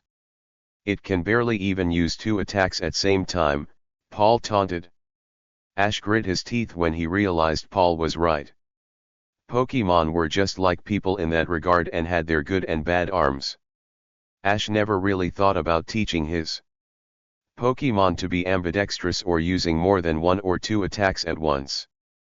Paul apparently had, though. Realizing that Electabuzz was just going to counter anything Charizard did, Ash said the next best thing to get Electabuzz off of it. "Try Inferno, Charizard!" Ash hollered. Charizard nodded as it began to heat its body up tremendously. Electabuzz grimaced in pain as it charged up another double Thunder Punch and struck Charizard in the midsection, causing it to roar in pain. It then tried to shoot another flamethrower out of its mouth at Electabuzz, but it was much weaker than what its normal power was due to. Trying to use Inferno at the same time. Light Screen easily blocked the attack. Ash realized with growing dread at what was happening. A lot of his Pokemon were incapable of using more than one or two attacks at the same time because he never trained them to. He remembered how a lot of his previous opponents in the Pokemon League had successfully used two attacks at once, but he never really thought about it until now. It was his great strategies that had won battles so far, but unfortunately, Paul was good with strategies, too. He couldn't believe that he had been a Pokemon trainer for almost a year and that never occurred to him. "Pika-Pi," Pikachu said weakly next to him to remind him of the match. Ash immediately snapped his attention back to the scene and saw Electabuzz was sweating profusely from the Inferno, but it was still relentlessly striking at Charizard with Thunder Punch in a test of endurance. Charizard was doing its best to fly away, push, or do anything to get Electabuzz off of it, but to no avail. Fortunately, the heat had begun to take its toll on Electabuzz. The electric Pokemon gave a loud grimace before it leaped off Charizard, covered in burns.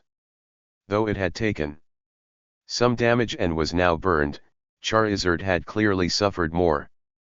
The fire dragon slowly pushed itself off the ground before glaring at Electabuzz.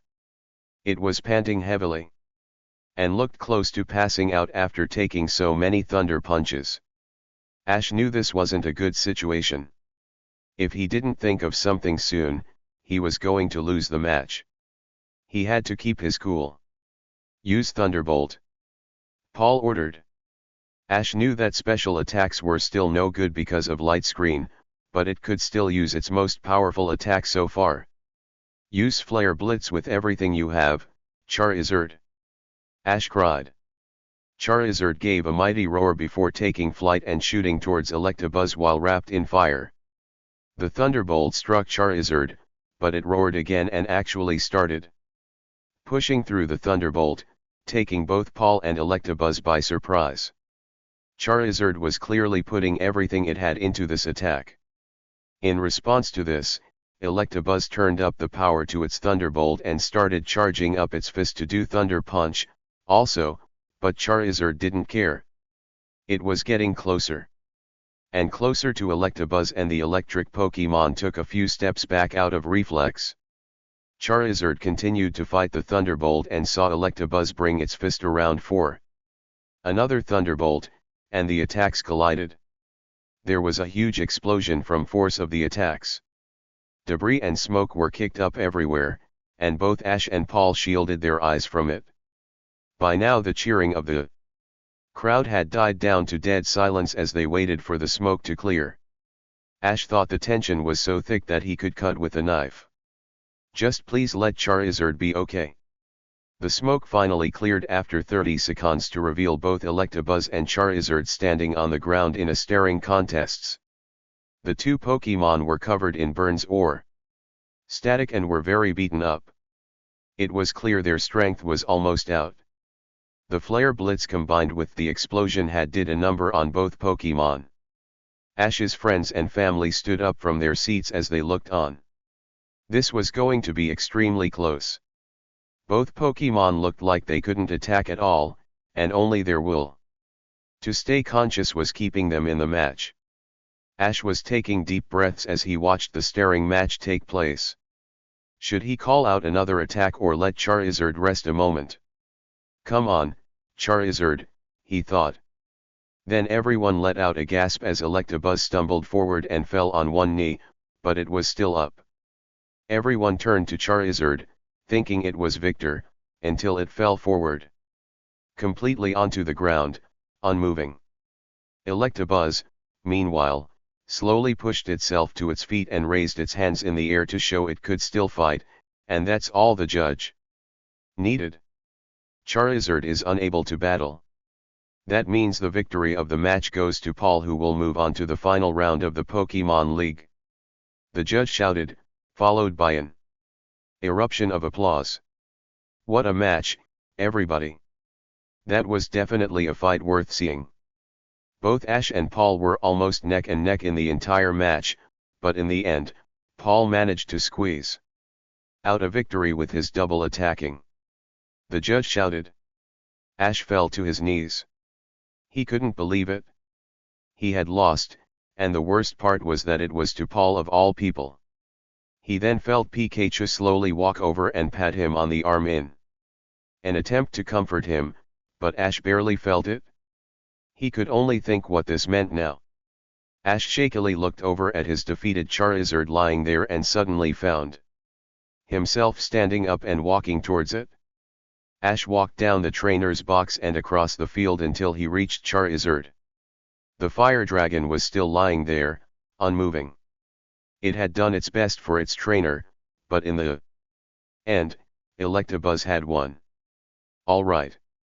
Return, Electabuzz, Paul called as he returned the electric Pokemon to its Pokeball. He then looked at the Pokeball before uttering, "Good work." Paul then looked at Ash with a huge frown on his face. If Ash didn't know better, he would say Paul almost looked disappointed at Ash. "I thought you were going to show me how to bring out the inner strength of Pokemon," Paul said to him. Ash gritted his teeth and felt tears sting his eyes. He had been talking up his training style and how great his Pokemon were to Paul ever since he met him. What did he have to show for it? Just a tie the first time and a loss to him the second time where it really mattered. This was probably his most painful loss ever. What Paul said next almost surprised Ash. "Look, you aren't a bad Pokemon trainer, but you're nowhere near as good as you could be. That's why I train my Pokemon the way I do. It's the only way to get them to their very best. If I got any run-off-the-mill Pokemon that came across my path as you do, I would never reach my potential. Maybe since you lost, you should try that, too," Paul stated. "I could never, it's not right," Ash muttered more to himself than Paul. "Then why did you lose to me?" Paul questioned with a glare. Upon seeing Ash didn't have an answer to that and his broken state, Paul sighed and turned around to leave the stadium, but not before mumbling, "Pathetic." As Paul left the stadium, his last word was too much for Ash. He tried to hold it in as much as he could but was unable to. A few tears managed to escape his eyes. Was he really pathetic? Was he really keeping his Pokemon from being the best they could be? What was he missing? Why did he lose? It was ironic that Ash had a crowd cheering around him, because he felt like anything but a winner now. Chapter 61, The Road to be a Pokemon Master. Ash was slowly walking out of the stadium with his head down and cradling Pikachu in his arms. He just couldn't get over his loss. Ash was playing everything over in his head to try to determine what he did wrong. The only mistake he really made was not checking Donphan's typing, but would that really have made a difference in the entire match? All of his Pokemon worked their hardest for him in that match, but in the end, he still lost. Why, and why to Paul of all people? As Ash got out of the trainer tunnel, he wasn't surprised to see everyone waiting for him. They all had a look of sadness, sympathy, or in Red's case, a grave expression. Were they all disappointed he lost? What were they going to say to him? Ash, Professor Oak began first, you've done Pallet Town very proud. Ash snapped his head in Professor Oak's direction. What? You made it to the top 4 in your very first Pokemon tournament. That is no easy task. That's more than can be said for many people, Professor Oak elaborated. You really did do your best, Ash. I'm sure no one else worked as hard as you. We all know that, Leaf added. I still lost to Paul, Ash muttered. It's not that he didn't appreciate his friend's words, but that was what hurt the most of the loss. Did that mean Paul was right and he was wrong? Everyone sighed upon hearing that. They all knew how determined Ash was to beat his biggest rival so far. First Gary lost to Paul, and now Ash. They all wanted Ash to win, too. You could try to think of this as a learning experience, Misty suggested. How am I supposed to do that? What is it I did wrong? Ash asked a little louder. He didn't know if he wanted an answer or not. You did nothing wrong, Ash. You were great. Red and I are very proud of you, Delia told him. Thank you, Mom. Really? Ash began, but was cut off by Red. Ash, go heal your Pokemon at the Pokemon Center. When you're done, I'd like to talk to you. Come find me in the stadium, Red said as he turned to go. Red? Delia questioned. It's fine, dear. Just a little father and son talk, Red replied with a small smile towards her before continuing on. Ash nodded his head as he watched his dad go. He wondered what Red would want to say to him. Serena stared worriedly at Ash. The truth was she had no idea what to say to him for once. She had completed her goal of conquering the Battle Chateau, but he didn't win the whole Pokemon League. Granted, he did incredible, but she still didn't quite know how he felt. She hoped Red would be able to help. He seemed to have experienced similar things as Ash. For now, Serena knew all she could do was be there for him. She walked over to Ash and grabbed his hand, causing him to look over to her. Ash replied with a small smile. Serena just seemed to have that effect on him now. Ash was now walking back into the now empty stadium with Pikachu on his shoulder. Red said he would meet him here, but that had been over an hour ago. Was his dad really waiting here for that long? As he entered, he immediately spotted Red. He was standing with his arms crossed as he gazed at the Moltres flame that was still burning brightly in the nighttime sky. As Ash approached him, Red didn't turn in his direction. Ash was still sure Red heard him, however. It wasn't until Ash reached him and stood by his side did Red acknowledge him. The black-haired man nodded his head at Ash before turning back to the Moltres flame. Both father and son stayed like that for quite a moment. Neither said anything to each other as they and Ash's yellow rodent partner continued to stare up at the flames. Ash wasn't feeling quite as awkward as he expected to feel to be in silence like this. He knew his dad would say something when he was ready. Finally, after about another minute of silence, Red spoke. The road to be a Pokemon master is hard, isn't it?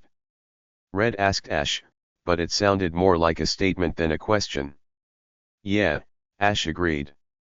You did very well on your first try at the Pokemon League, Ash. It doesn't matter that you didn't win, Red told him. But you won your first Pokemon League tournament, Ash pointed out. HMM. I also wasn't only 11 years old when I won it, Red answered with a slight chuckle. Wait. You weren't? Ash questioned as he and Pikachu turned to look at Red in surprise. No.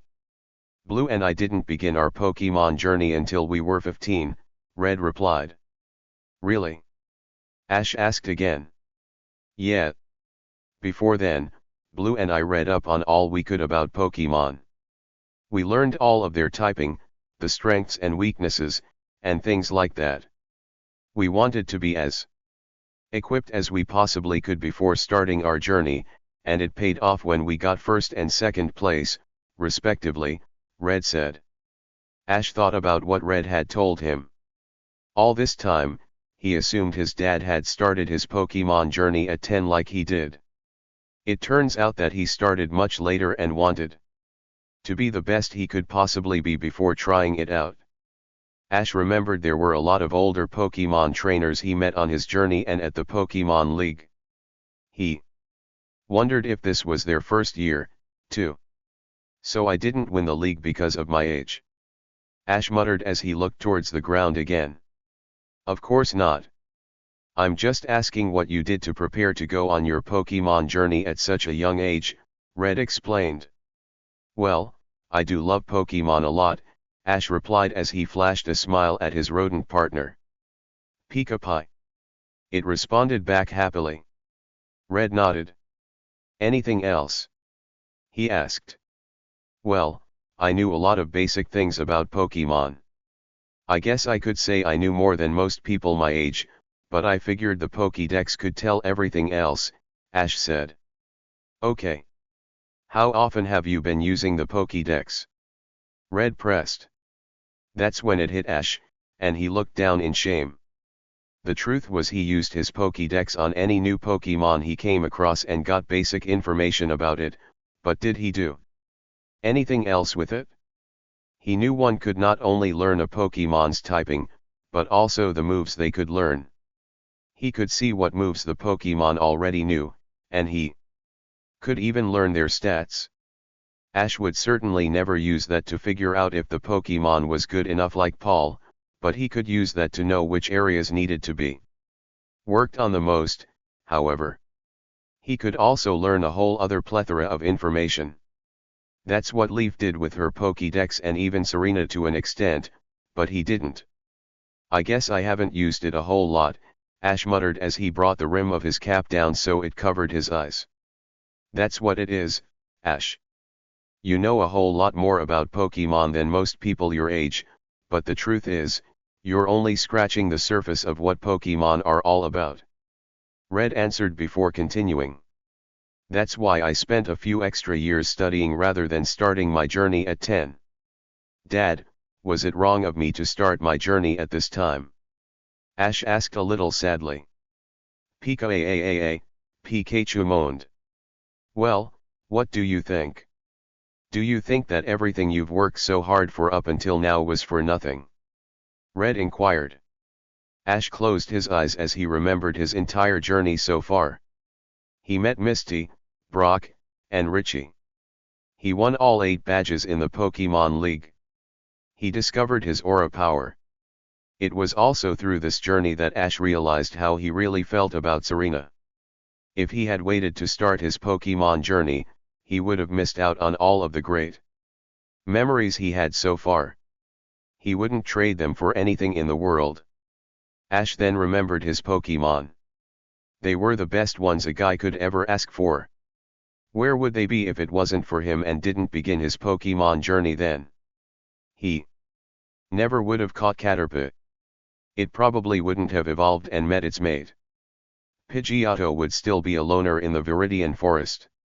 Kingler would never have perfected its awesome techniques. Primeape may still have been the brunt of another Primeape's bullying. Mook would still be the leader of a rogue gang of groomer. Haunter would be nothing more than a jokester in Pokemon Tower to scare people. Hitmonchan would still have its extremely eager and impulsive nature. Bulbasaur would still be in the hidden village. unable to reach its full potential. Wartortle would still be a mischievous troublemaker. Charizard could have died by just staying there on that rock if Ash hadn't saved it. Aerodactyl never would have been born from the old amber fossil. Dratini would still be frightened of everything and never got to experience the outside world. Lastly, there was Pikachu, who was his best friend and partner and his first Pokemon. Pikachu would probably never gotten over its hatred for people, and if anything trust them even less. Ash had such a positive influence on all of his Pokemon. If he turned back time just to study, none of those changes would have come about. No. It wasn't for nothing. Everything I've experienced, and the people and Pokemon I've met are too important to me. I could never say I regret it, Ash replied. Good answer, Red agreed with a smile. You've learned a lot in this first year of your journey. So what do I need to do now? Ash wondered. Isn't it obvious? You learn from your mistakes and push forward. Learn all you can about Pokemon from your Pokédex, but not just that. Learn from experience, also. That knowledge will take you very far, Red answered. Bonding with your Pokemon is just as important, Ash pointed out. You're right. It is, Red nodded. In order to truly be a great Pokemon master, you do have to bond with your Pokemon. From that, you can form amazing strategies and combinations, but I'd say you have the strategies down. You get that from your old man here. Heh. I see how it is, Ash chuckled. In all seriousness, the more you learn about every Pokemon, the better you'll get, and you'll be able to create combinations like no one else. It will always keep your opponent guessing. You have what it takes. I saw that combination of Dragon Rage and Twister you did with Dratini, Red told him. What other combinations could I do with my Pokemon? Ash asked, suddenly interested. It wouldn't be any fun if I spoiled anything for you. Only you can figure out the perfect combinations for your Pokemon. You'll learn it as you gain more experience and have more battles with them, Red answered. This is all much harder than I thought, Ash mumbled as he tried to take all of this information in. All of the trainers I've faced so far are so tough. I was only able to beat 2 of the gym leaders because my aura activated. Yes. Riley told me about that, but you don't need your aura to win battles. You're strong enough even without it, Red replied. Heh. Easy for you to say since you can use it properly, Ash muttered. At this, Red let out a sigh. I started off just like you when I learned of the aura I had, and so did Riley. We didn't just master it in one day. We had to train, learn, and battle just like anyone else to get where we are as trainers. Only after this did we get the proper aura training. It's a privilege to use aura, but it isn't a necessity. I see, Ash said as he turned the other way. He soon felt a hand placed on his shoulder. Ash turned back around and saw his dad giving him a warm smile. Ash, the best thing you can do right now is try to make it without your aura. I want you to be the best you can possibly be before your training starts.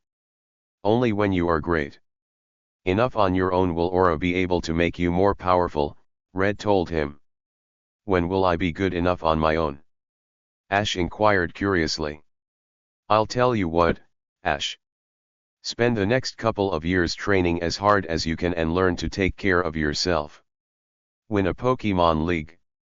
On that day, I will take you under my wing to learn the ways of aura, Red said. Take care of myself. Ash repeated. Of course. Don't take this the wrong way, Ash, but you are relying too much on your friends to provide for your needs, like food and supplies. Your friend, Brock, for instance, seemed to do a lot of that on your travels, Red explained. Heh heh. Yeah. Serena and I were pretty lost before we met Brock, Ash smiled. That's exactly my point. Don't just take Brock for granted. Show him that you are learning from him. Both you and Brock know he won't be there for you forever. What are you going to do then? Learn how to cook and how to gather basic supplies from him. I'm sure he'd be happy to show you. Serena is already learning quite a few things from him to my knowledge. Who knows? You may meet a new trainer to be a mentor to and take care of yourself one day. Red added the last part thoughtfully. Ash nodded his head. His dad was right. He needed to mature and not be so dependent on others. If he was to be the very best he could be, that was essential.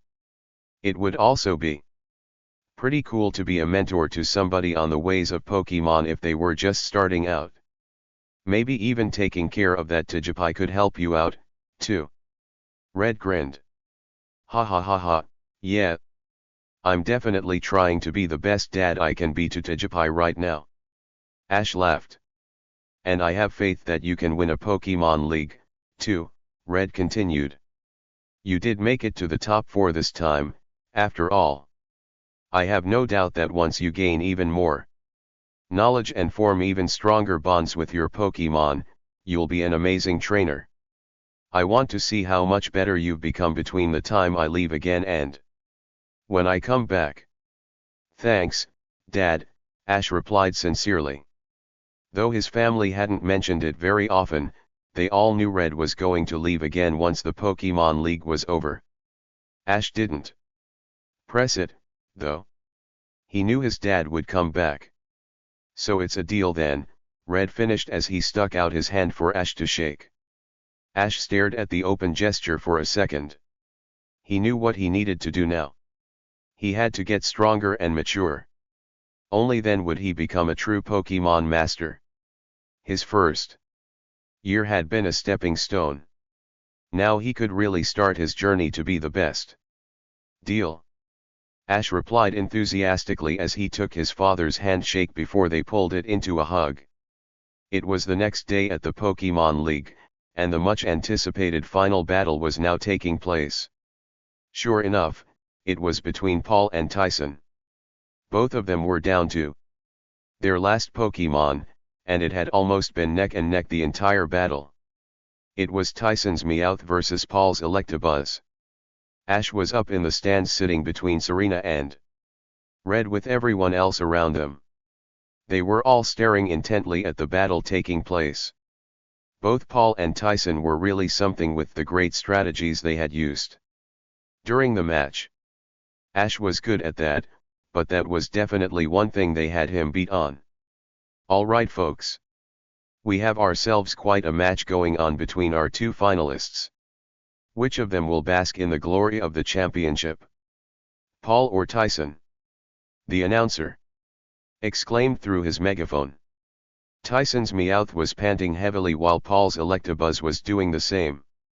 Both had taken heavy damage and were at the end of their ropes. It was clear this battle wouldn't go on for too much longer. It was like they could only win by going for direct power. Electabuzz. Use Thunderbolt. Paul ordered. Counter with your own Thunderbolt, Meowth. Tyson yelled.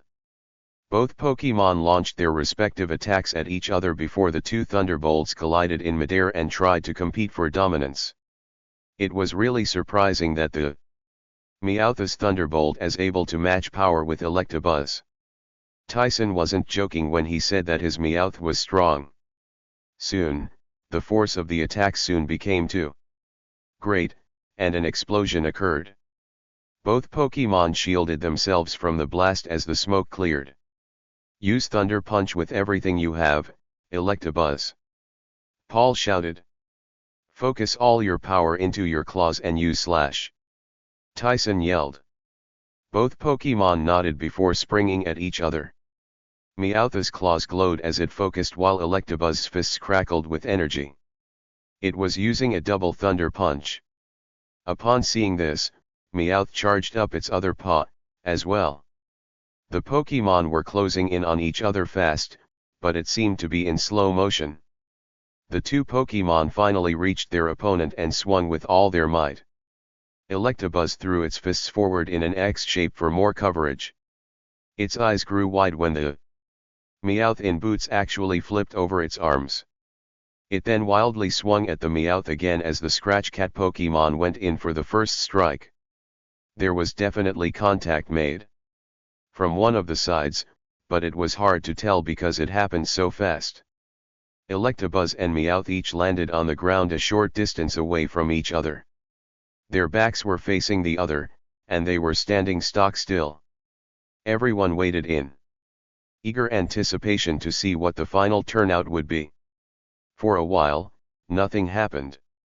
The audience knew contact was made, but the Pokémon weren't showing it. Finally, Electabuzz got a strained look on its face as it fell to the ground. Tyson's Meowth had got it just across the face, and it couldn't take any more. Electabuzz is unable to battle. The champion has been decided. Tyson is the winner of the Pokémon League. The judge declared. We have our champion, everyone. The final battle has finally come to a close, and what a battle it was. Make sure to join us tonight as we celebrate all the challengers. The announcer shouted enthusiastically. He just about blew everyone's ears out with how loud his shouting was. Paul stared in utter shock as Electabuzz fell. He had been so close to winning the Pokémon League, but in the end, this Tyson kid had been just a bit better. He almost seemed to talk like Ash about bringing out the inner strength of Pokémon, which Paul didn't agree with. Still, he did just lose to this guy, so he could respect him. He would just need to train harder. He had gotten the Pokémon with the best stats he could, but he still lost. What could he be missing? Well, whatever. He wouldn't worry about it right now. All right, Electabuzz.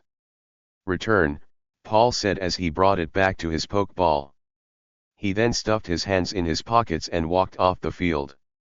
Tyson, meanwhile, had run over to his Meowth and helped it to his feet. Hey there, Meowth. How are you feeling? He asked. Meow meow, it muttered with a sigh. That was really some battle, but we did it. You're the best, Meowth. Thank you for everything. Tyson exclaimed as he pulled it into a hug. The Meowth in boots almost rolled its eyes at this gesture but accepted it nonetheless. It was just as happy as its trainer for winning, but more low-key. Ash watched with a smile on his face. So Tyson was going to be this year's champion. Even though he didn't win, Ash was glad it was him. He gotten along really well with the older teen and had paid close attention to this match to see if he could get any ideas for strategies. He was really going to take his dad's advice to heart. As he watched how happy Tyson and the Meowth in boots looked, he could only imagine how he would react if he were to win one day. No. When he would win one day. It was only a couple of hours after Tyson and Paul's battle. Ash had made sure to congratulate the teen on his victory as soon as he made his exit. Now, Ash was in a real battle against Lance. This would be his final training session that Lance would be able to do with Aerodactyl due to the closure of the Pokémon League. Red and Pikachu were watching. Off to the side. The prehistoric Pokémon had come a long way since it began its training. At first, it would start its mood swings at the first sign of provocation. Recently, however, it slowly begun to change and have a lot more tolerance and patience. It was even able to get through a few matches without once going wild. Ash was very proud of it. Today was the final test to make sure Aerodactyl had fully gained control of its primal instincts. However, Lance was going to have an official battle with Ash. It would be his Dragonair against Ash's Aerodactyl, and he wasn't going to hold back like before. Both Aerodactyl and Ash knew they didn't really stand a chance against Lance, but they weren't in it to win. All right, Dragonair. Use Twister. Lance called. A large twister formed up from the ground which immediately moved toward Aerodactyl. Ash was quite surprised with how fast the swirling vortex was. He briefly wondered if Dratini would be able to use twisters like that one day. Ash knew Aerodactyl was fast enough to outspeed it, though. Use agility to get away. Ash hollered. Aerodactyl shot away from the twister as fast as it could until it was nothing more than a blur in the sky. It thought you might do that, Lance said before directing his Dragonair. Dragonair, use Dragon Rage to slow down Aerodactyl. Dragonair then began to shoot many blue flames from its mouth. It didn't appear to be trying to hit Aerodactyl, though. The blue embers were spreading out around the field and hovering in midair. This caused Aerodactyl to slow down tremendously in an effort to dodge the attack as well as the twister. When it slowed down enough, Lance made his next move. Use Dragon Rush, Dragonair. He shouted. Use Sky Drop. Ash hollered. With that, Dragonair leaped after Aerodactyl and slammed into it full force. Aerodactyl gave a screech of pain before grabbing Dragonair with its talons and ascending high into the air. This didn't deter Dragonair, however. It swung its long body upwards before wrapping itself around Aerodactyl, which made movement for it very difficult. Now use Thunder Wave. Lance told Dragonair. Use Crunch, Aerodactyl. Ash called. Just before Dragonair launched the Thunder Wave, Aerodactyl leaned over and bit down on Dragonair's head, which prevented it from using the attack. Dragonair began to struggle continuously due to this, but it started to increase the pressure on its body and started squeezing Aerodactyl as hard as it could to get it to let go. Despite this, Aerodactyl continued to ascend higher and higher to use Sky Drop. Your tail is still free, Dragonair. Use Aqua Tail. Lance hollered. Dragonair began to charge up its tail as it began to become cloaked in water. It then blindly began to swish its tail back and forth to hit Aerodactyl, but the prehistoric Pokemon skillfully dodged it every time. Now release it, Aerodactyl. Ash yelled. Aerodactyl let go of Dragonair's head before proceeding to release it from its clawed feet. That small opening was all Dragonair needed to finally launch its delayed Thunder Wave. The electric waves passed over Aerodactyl, which caused it to grit its teeth at the paralyzing attack. Dragonair then struck Aerodactyl with its watery tail before falling to the ground, relatively unharmed. Aerodactyl, meanwhile, fell to the ground, also, but not as gracefully as Dragonair. It spiraled downward to the ground before crashing on its back. The prehistoric Pokemon began shaking as it struggled to get back up. As it did so, it could feel its feral instincts taking over again. Aerodactyl started to fight it to the best of its ability, but the pull was too strong. It had been doing so well over the past couple of days and couldn't stop now. Aerodactyl. Wait. Ash cried upon seeing this. Lance also frowned as he and Dragonair stepped back a little bit to give it some space. Aerodactyl could hear Ash calling out to it, but it didn't seem to working this time. Why wasn't it? The biggest problem Aerodactyl seemed to have was when it was afflicted by a status such as being paralyzed like now or poisoned. This made its primal instincts kick into overdrive so it could just survive, even though Aerodactyl knew it in its heart that it was in no real danger. Finally, it became too much for Aerodactyl to bear, and it got a feral look in its eyes as it began struggling violently against the Thunder Wave. It then began launching hyper beams at everything in its way. Aerodactyl. Return. Ash yelled as he hastily returned it to his Pokeball before any real damage had happened. He then brought the brim of his hat down so it covered his eyes. Why did this have to happen again when Aerodactyl was doing so well lately? For a while, nobody said anything. They were all letting what had happened sink in before deciding how to proceed. This was the last day Lance would be able to help out Ash. Not to mention his dad was going to be leaving soon, so he couldn't help out, either. That begged the ultimate question, what now? Ash, I'm sorry, Lance muttered. Thank you, Lance. I just don't understand. I thought Aerodactyl had finally overcome its problem, but just now, it was about to go right back to how it was, Ash replied as he stared woefully at Aerodactyl's pokeball. I hate to say this, but just like a person, a Pokemon can't overcome a psychological problem like this in the span of a week, Lance sighed. Did you know? Ash couldn't help but ask. Honestly, I thought it would have been truly amazing if we were able to help Aerodactyl over this course of time, Lance replied as he returned Dragonair and frowned. Despite this, I at least wanted to try. So what do I do now? I know I can't go around and battle with Aerodactyl if this will keep happening, Ash wondered. No.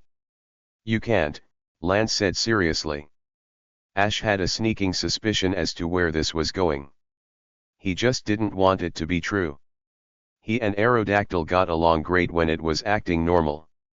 It was a jolly Pokemon by nature until its feral instincts took over its mind. They've had pleasant talks and even shared laughs with one another. Ash was one of the few people Aerodactyl really trusted.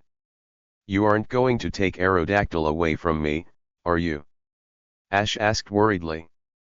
As a member of the Pokemon G-Men, it is my duty to help any Pokemon overcome its problem and to take them away if we believe it is too much for a trainer to handle, Lance answered with a look of regret.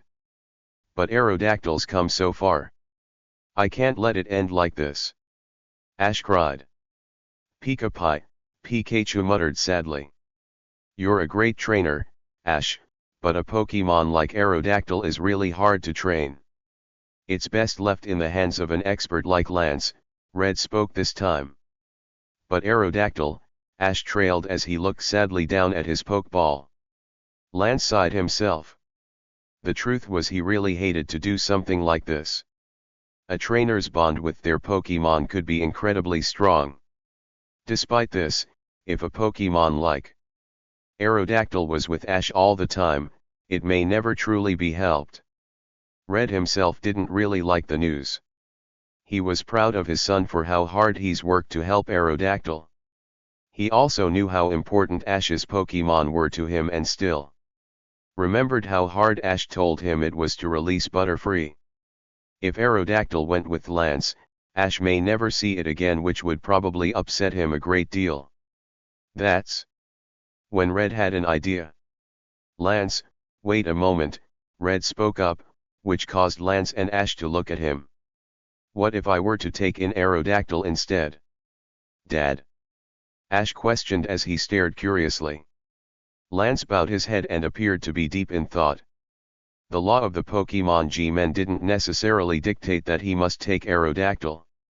If it were to be transferred to another trainer with the appropriate skill level, that would certainly be alright. Red Ketchum had many years of experience under his belt and was someone Lance highly respected. Aerodactyl would definitely be safe with him. I think that should be just fine. I know Aerodactyl will be in good hands with you training it, Lance replied with a nod. Is that okay with you, Ash? Red asked him. Ash looked back down at his Pokeball. He really didn't want to let go of Aerodactyl at all. He wanted to keep on training it, but knew he would be unable to as long as its problem persists. It had to go. It doesn't really make a difference, Ash finally muttered. Aerodactyl will no longer be mine no matter who I give it to. I don't plan on keeping Aerodactyl forever, Ash, Red told him. What do you mean? Ash questioned. Aerodactyl is still officially your Pokemon. You battled and captured it with your own Pokeball, Red stated. I promise I'm going to return Aerodactyl to you one day. You will? Ash asked hopefully as he looked up expectantly at Red. Absolutely. I'm going to take Aerodactyl under my wing and train it to control its primal instincts.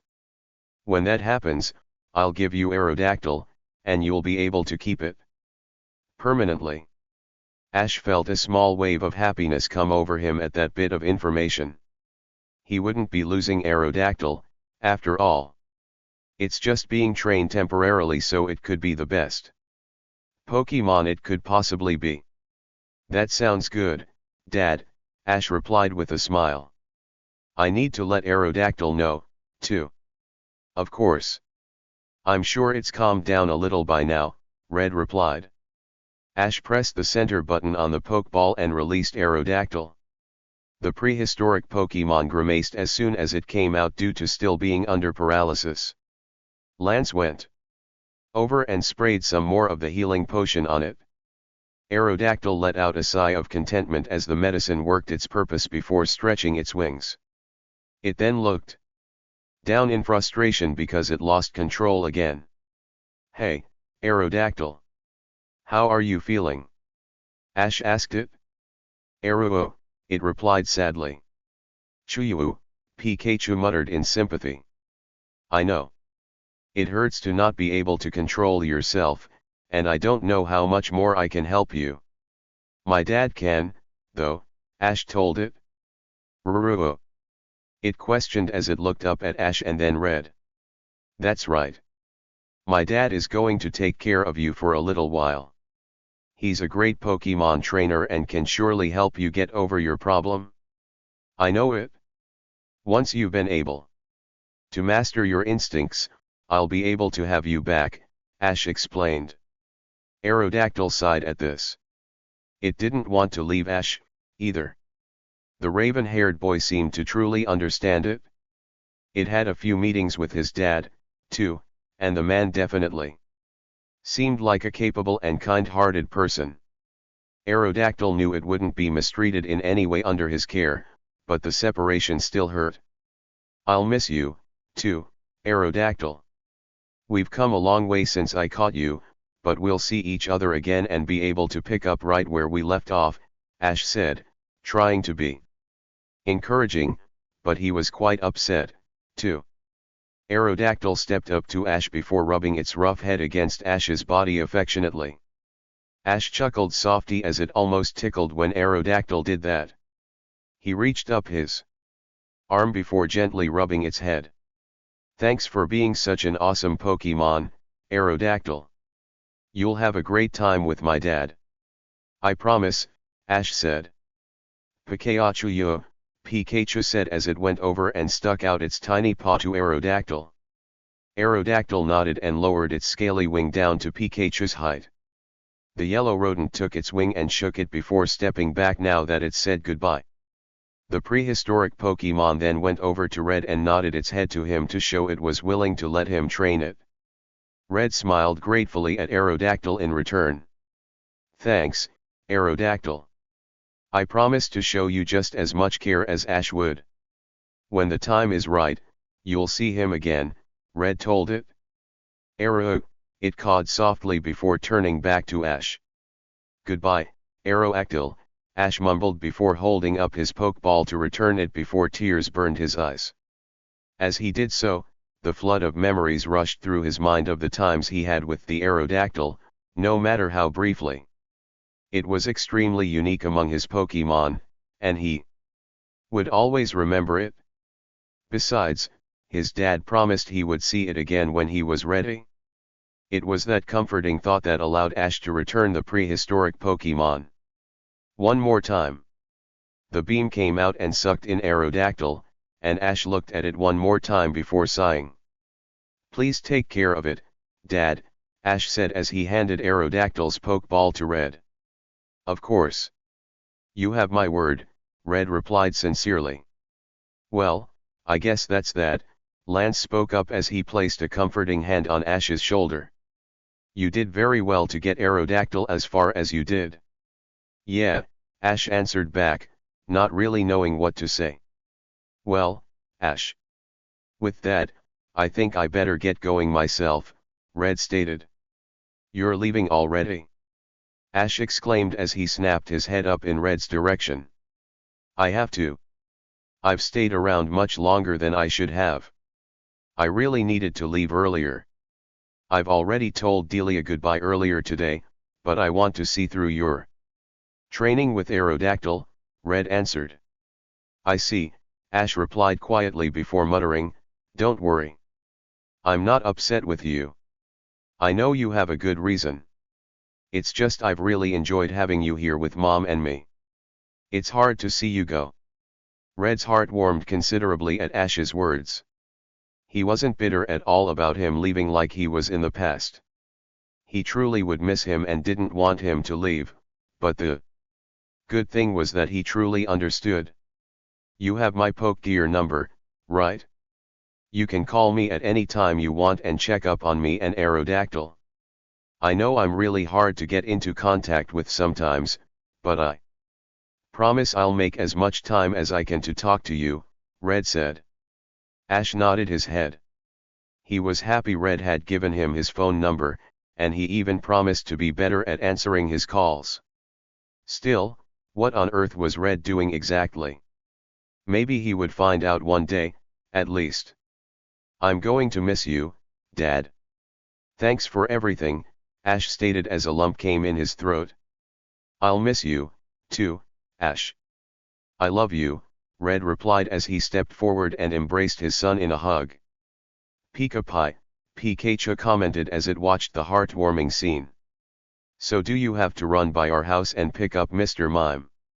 Ash wondered as they broke apart. No. I think not. Mr. Mime has decided to stay with your mom, Red replied before grinning. What? Why? Ash asked curiously. Well, Mr. Mime loves cooking and doing chores so much that it would rather stay with Delia and do that than train with me, Red laughed. Really? Ash asked as he raised an eyebrow at this interesting piece of information. Yep. Mr. Mime and Delia have really hit it off. She's even given it the nickname of Mimey, Red continued. Heh. Mimey, Ash chuckled. Of course, I saw no objection once I learned this. Riley's always so busy, so it will be nice to know that Delia has a psychic Pokemon to protect her while we're gone from now on. Just because Mr. Mime likes chores doesn't mean it's a slouch in battle, Red finished. Yeah, Ash agreed. That brought great comfort to him. Ash was apprehensive about leaving his mom alone like that again, and apparently Red was, too. It was great to know that a Pokemon will be staying at his household permanently to look after her. Red then pulled out a Pokeball, and his Dragonite appeared from his Pokeball. It gave a cry before turning its back to Red to signal him to get on. Well, Red. It was nice to see you again. If anything comes up worth bringing attention to, I'll let you know, Lance spoke up as he held out his hand for Red to shake. You bet, Lance. Thanks for helping out with Ash and Aerodactyl. I knew I could count on you, Red replied. Anytime. You son is special. I have no doubt he will win a Pokemon League one day. I look forward to challenging him in a real Pokemon battle one day, Lance said. I'm sure it will be great, Red answered as they both gave a knowing smile at Ash. Ehehehe. Thanks, Ash replied in an embarrassed tone as he rubbed the back of his head. Well then. I'll be off. Goodbye son. I'll see you again soon. I won't drop out of contact like that ever again. Call me anytime you want to talk, Red informed him as he got on. Dragonite. I will. Thanks, Dad, Ash replied. Red gave one more nod to Ash and Lance before his Dragonite gave a mighty flap of its wings. It then lifted off the ground and shot off into the sky much faster than one would expect. Ash and Pikachu both ran forward and waved continuously as Red and his Dragonite got further and further away. It was really sad to him go, but Ash knew he would see both him and his Aerodactyl really soon. It was only a matter of when. For some reason, Ash felt it may not be very far off at all. It wasn't long until Red was fully out of sight, and Ash slowly let his arm fall to his side. This time, Ash and Red had parted on good terms. The main stadium at the Pokemon League was a madhouse right now. It wouldn't be surprising if every seat was filled. Some people were even resorting to just standing in walkways because they couldn't find a place to sit. The closing ceremony was about to begin. All trainers who had participated in the Pokemon League were going to be recognized, and the top 4 were going to be honored and presented their trophies. Serena was waiting eagerly for it to start with the others around her. She couldn't wait to see Ash and the look on his face when the trophy was presented. He worked so hard. Right now, and it was time it paid off. He wouldn't receive the chance to battle the Elite Four or get the gold trophy, but he would still be presented the bronze trophy along with one other person. It would have been nice if Gary were here, too, for the ceremony, though. Ladies and gentlemen, the closing ceremony now starting. May I present to you all of the participants in this year's Indigo League tournament. Let's hear it for them. The announcer called out through the speaker. As the first few trainers began to make their way into the stadium, the audience erupted into applause. Various names could be heard as friends and family members saw the one they were rooting for enter. Some trainers were waving at the audience. Some even had one of their Pokemon with them. The one that surprised Serena the most was when she saw Mandy appear with Crobat flying next to him. The bat Pokemon still appeared to be rather weak but otherwise okay, which caused Serena to breathe a sigh of relief. She was even more surprised when she saw Mandy rub his Crobat on the head before smiling at it and feeding it some Pokemon food. The Crobat happily ate the food before smiling back at its trainer.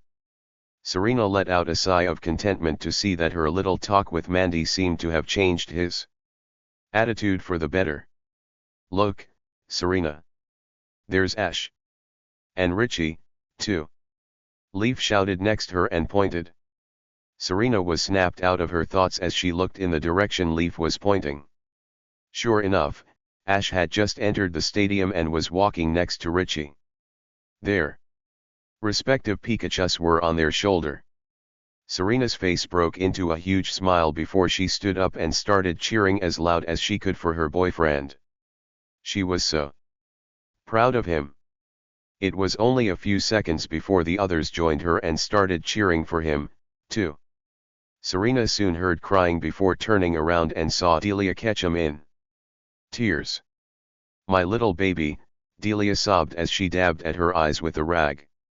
She was just as proud of Ash as Serena was. Serena smiled to herself at Delia's elation before turning back to Ash. Ash continued making his way as far into the Indigo Stadium as he could. The Molter's flame was about to be extinguished for the year, and he wanted as good a look at it as he could. He looked around to see if he would be able to spot anyone he knew in the stands but figured it would be impossible due to the number of people.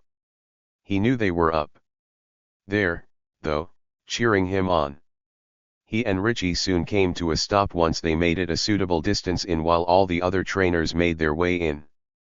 He then looked in front of him and smiled when he saw Charles Goodshow, the Elite Four, and Blue entering the stadium on the opposite side.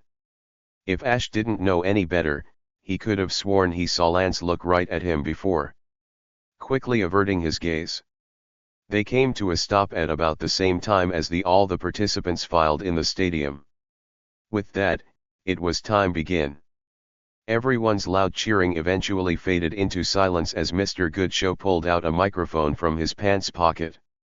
He then turned it on before finally speaking into it. I'd like to thank every single one of our challengers for the amazing battles they put on this year. I don't know if it's my age or not, but the battles are becoming more exciting with every passing year.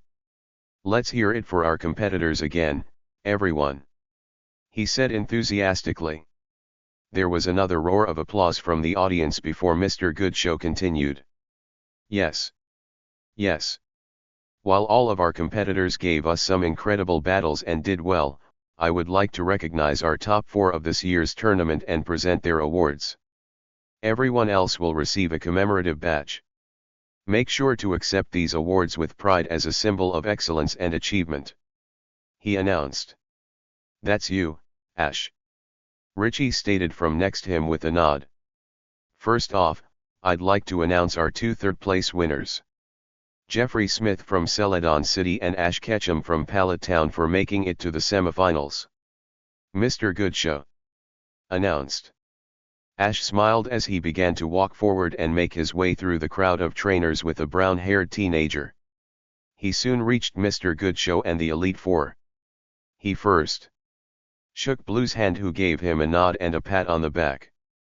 Despite knowing him, it didn't particularly surprise Ash that this was all he got from Blue, since the man never said that much to begin with.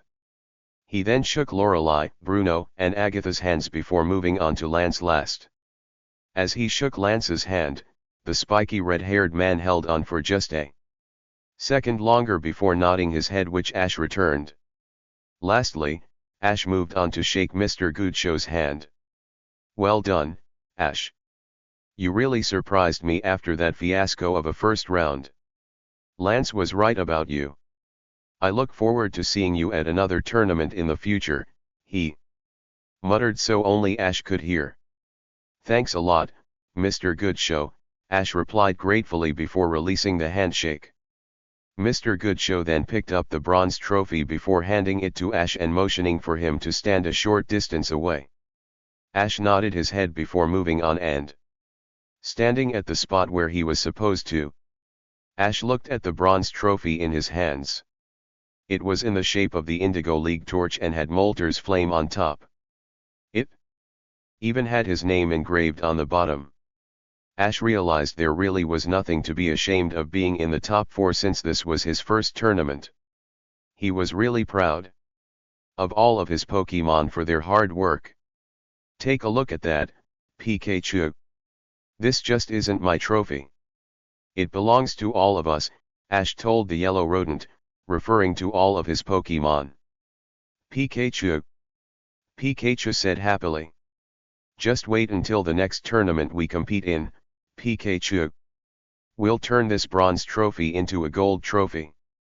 What do you say?" Ash said next. "Paiiaiainika." It cheered in response. It was at that time, the older teen, who was presumably Jeffrey, came over with his trophy before giving a smile to Ash and a nod, which Ash returned. Mr. Goodshow then went on to announce the second place winner. "Our runner-up for this year is Paul Shinji, who came all the way from Veilstone City in Sinnoh," Mr. Goodshow announced. "So Paul's from the Sinnoh region," Ash thought briefly. That suddenly explained how Paul got access to Pokemon who weren't native to Kanto. More applause came from the audience as Paul approached the Elite Four and Mr. Goodshow. He bowed respectfully to each of them before shaking their hand and accepting his silver trophy. He then proceeded to where Ash and the other boy were already waiting. As Paul passed Ash, he didn't even look in his direction despite knowing full well he was there. Ash couldn't help but avert his gaze, too. There was still so much misunderstanding and dislike between the two. One would think their rivalry would end after one beat the other in a league match, but if anything, things were only made worse. There was no closure at all. It was terrible the two were parting ways like this, especially since Ash didn't think he would see the cold boy again after tonight. "Now, it gives me great pleasure to announce our winner of this year's tournament. This young man will receive the gold trophy and be able to challenge the Elite Four and Kanto region champion themselves. Everyone join me in a big round of applause for Tyson Tetsuya, all the way from Movali City in Hone," Mr. Goodshow proclaimed. Ash smiled as he watched Tyson come forward to claim his prize and even applauded himself. Tyson's Meowth was walking next to him with its normal calm demeanor despite receiving so much praise. Tyson enthusiastically shook everyone's hand before accepting his trophy with a big smile on his face. He then walked over to stand on the champion's platform behind Ash, Paul, and the other boy. Ash and Pikachu gave Tyson and his Meowth a thumbs up as they passed, which they both returned. Tyson then got up on the platform before holding the trophy high over his head while the audience cheered harder. Ash had a few thoughts running through his head as he watched Tyson. Mr. Goodshow said that Tyson was from a different region. He was also a little bit older than Ash. Had Tyson been in a Pokemon League tournament before? Was he able to win because he had more experience? That would seem to be the case. Ash smiled to himself. All he had to do was get a lot more experience and he would win one day, too. Let's hear it one more time, all of our competitors. The announcer exclaimed this time. We should all stand up as a sign of respect for their skills and dedication to the ideals of the Pokemon League. While you are doing that, we shall now start our celebration in the sky. Applause broke out once again all around the stadium as everyone stood up. Everyone then turned their eyes to the sky and gasped as fireworks broke out. One by one they shot up in a burst of colors which were very beautiful. It wasn't long before they realized that the fireworks were exploding into the shapes of the 150 Pokemon native to the Kanto region, which only added to its greatness. After the fireworks, everyone turned their faces the burning flame of Moltres in above the stadium. Ash and Pikachu both gave hard stares at it. The flame slowly died down until it was nothing more than a spark before that was gone, too. The flame signified the beginning and end of the tournament, and it was eventful from the start. Ash would certainly never forget this moment for the rest of his life. It was his first Pokemon League tournament, and it was now at a close. It was now just after noon the next day, and most people who attended the tournament had already left earlier in the morning. Ash and the other Pallet Town crew were among the few that were left. Ash was currently sitting on the first row of stands in the main stadium overlooking the battlefield, and he was wearing the new set of clothes he had bought a couple of days ago. It felt rather weird to be wearing something else for a change, but they were a symbol of his new start. Pikachu was in his lap while Richie and Sparky were sitting next to him. None of them had really said anything upon meeting here. They just nodded at each other before sitting down together and stared ahead, each thinking their own thoughts about the experience they had. Finally, after almost 10 minutes like that, Richie finally broke the silence. Well, we may not have won the whole thing, but we sure had fun, Richie stated. You bet. Ash agreed with a nod. Richie then turned towards Ash. So what are your plans now? He asked. Ash looked up towards the sky as he thought about it. The world was so big, and he didn't want to just stay in Kanto. Where would he go? There were many more regions, Johto, Hon, Sinnoh, and more. They all sounded so exciting. Well, Ash began thoughtfully, I thought it would be really exciting to try one of the other regions out there, but I don't think I'll visit them quite yet. I need to train and learn as much as I can before I decide to do that. That way, I'll be prepared for any trainer that comes my way. I may stay in Pallet Town for a small while to do that. It would be great if there were a few smaller tournaments out there for me to compete at in the meantime. I hear you, Richie replied. What about you? Ash asked curiously. I think I'm going to do the same thing as you, Richie said. There is so much more left for me to do, but I need to get stronger so I'll be up to the challenge. I'll be in Kanto for a bit myself. So as of right now, we're just Pokemon Masters in progress, Ash stated. Yeah, Richie replied before standing up and turning to Ash. Train hard, and best of luck in everything. Thanks a lot, Richie. You, too. Ash replied before standing up also and shaking hands with Richie. The two then brought it into an arm bump before releasing each other. Pikachu and Sparky shook each other's tails as a farewell. We'll see each other again, Richie. I'll see you later, Ash said with a thumbs up. I know it. See you then. You, too, Pikachu. Richie replied with a thumbs up also before he and Sparky turned to leave. As Ash watched them go, a flood of memories was going through him as Pikachu climbed on his shoulder to watch. Ash suddenly remembered everything about what he did in the tournament. He remembered meeting Moltres and being chosen by the Elite Four to run the torch. He remembered his first match against Mandy. It started off really rough but ended well, and now Aerodactyl is in the care of his father for the time being. Dratini did incredible in the match against Jasmine. His match against Richie had been one of his closest calls so far. All of his battles meant a lot to him, but now it was time to move on now that it was over. Ash saw Richie turn in the direction of the exit, and then he was gone, and Ash breathed a sigh of contentment. That was that. Pika-Pie. Pikachu cooed as it nuzzled its face against Ash, causing him to laugh happily. Ash and Pikachu stayed in that position for a few seconds longer before they heard footsteps behind them. The two spun around to find Serena had just entered with Tijipai in her arms. She had already been wearing her new clothes for a few days, but Ash now really took the time to notice it now that he was wearing new clothes, too. They looked really good on her. Ash almost couldn't hide the blush that was coming to his cheeks. Surprisingly, Pikachu didn't snicker at Ash this time. "Hey there, Serena. Hey Tijipai, what's up?" he asked them. "Tij. Tijipai chirped. He. Tijipai's trying to say everyone is packed up now. We were all wondering if you were ready to leave yet," Serena replied with a slight giggle. "Yeah. I'm good. I'll be right there," Ash said as he turned and leaned over the stadium railing with his arms folded. Serena saw the look on his face and knew what he was thinking. Ash had been waiting to compete in a Pokemon League tournament his whole life. To have the event actually over now must have been a very strange feeling indeed.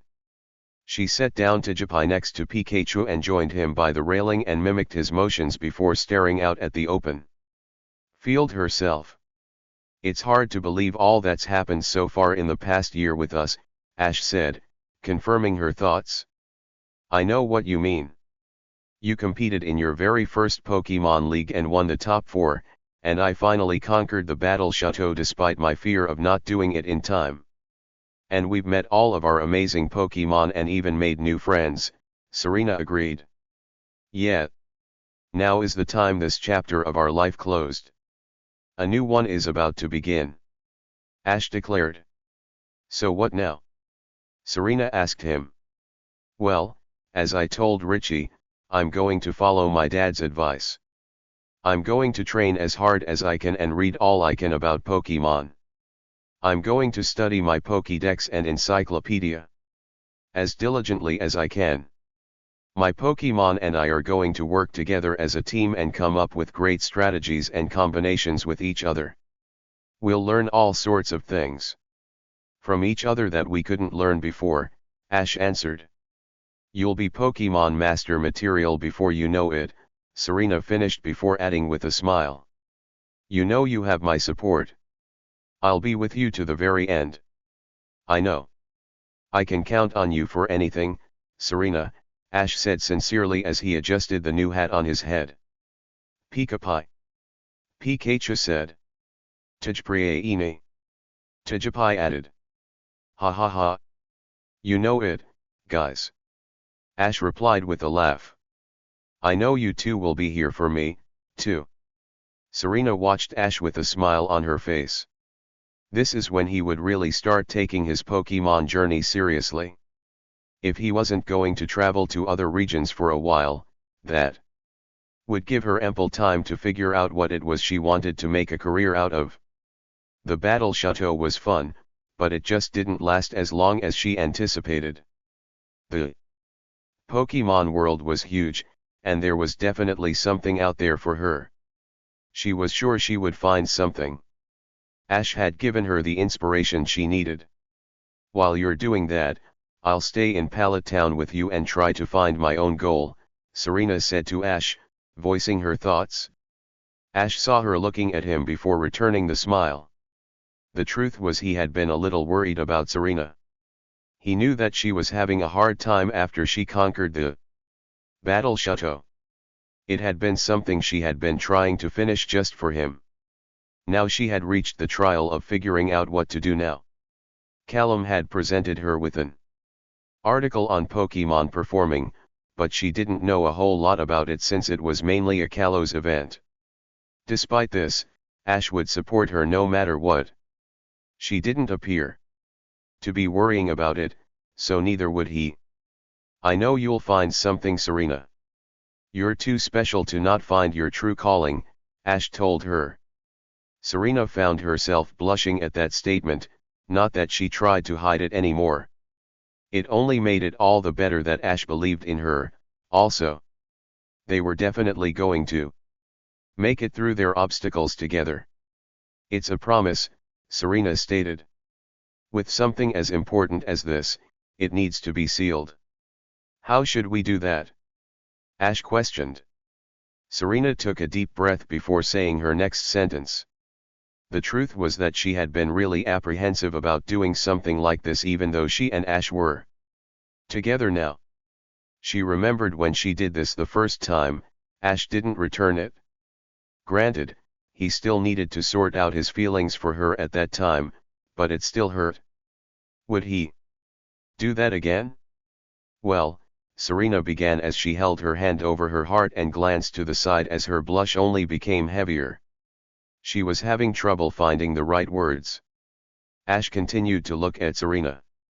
He knew for a fact she wasn't talking about a handshake, so what could it be? He knew he was still a little dense, but he was determined to figure out what it was Serena was wanting to do.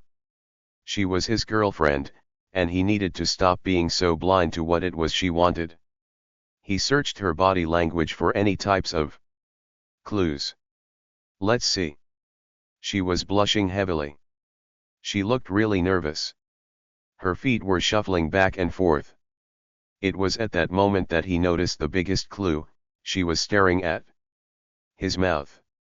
Serena, I think I know what it is you are trying to say, and I'll be happy to finish it for you, Ash said. Why don't we seal our promise to each other with a kiss? Serena felt like she could leap for joy after hearing that. She had been unable to say it herself, but Ash had finally been the one to suggest it.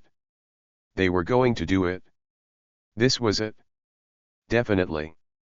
Serena agreed happily. It was really hard to contain her joy right now. Let's do it. Ash then turned and nodded to Pikachu and Tijipai. Why don't you two go get the others and tell them to come meet us here? We're almost finished. Pikachu responded with a thumbs up. It took the hint. The yellow rodent took Tijipai by the hand and walked off with it out of the stadium.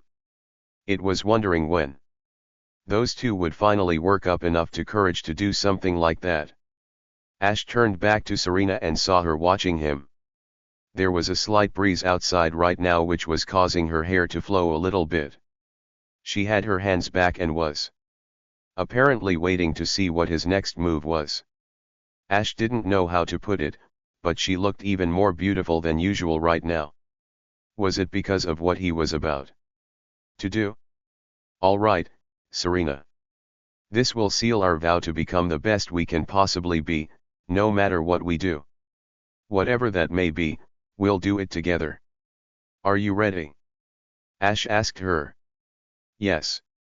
We'll become stronger together, Serena answered. I'm not nervous about what the future holds for me as long as I have you. Neither am I, Ash replied as he took a step forward and leaned in a little. Ash, Serena breathed.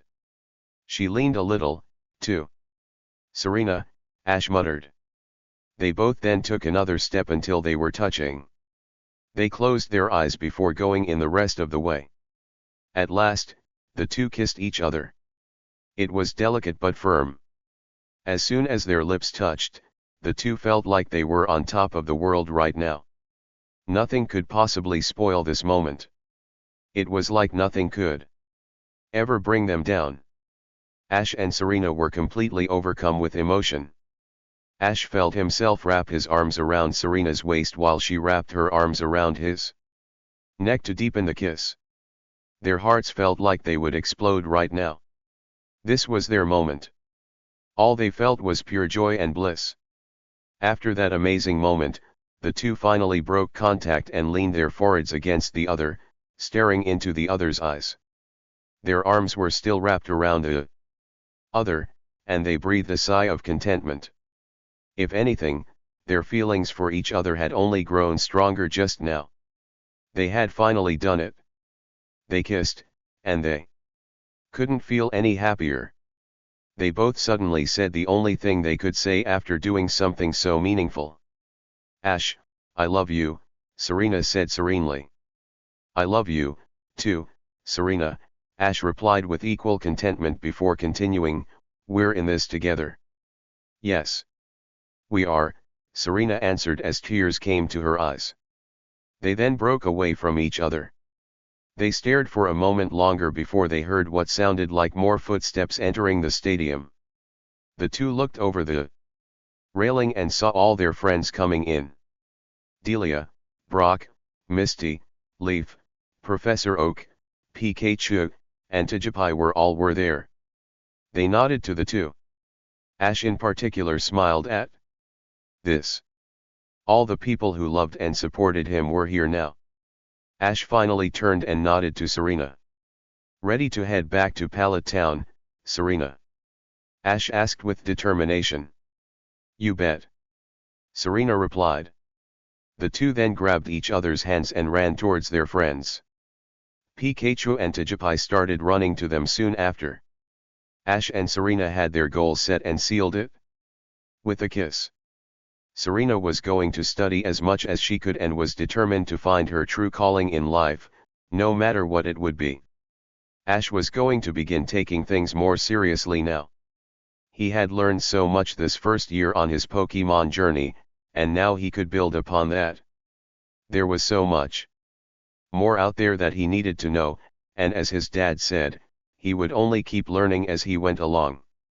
Even though Ash lost one crucial match in the Pokemon League, he won a whole lifetime of memories, and they were going to be a reminder of his determination to be the best there ever was.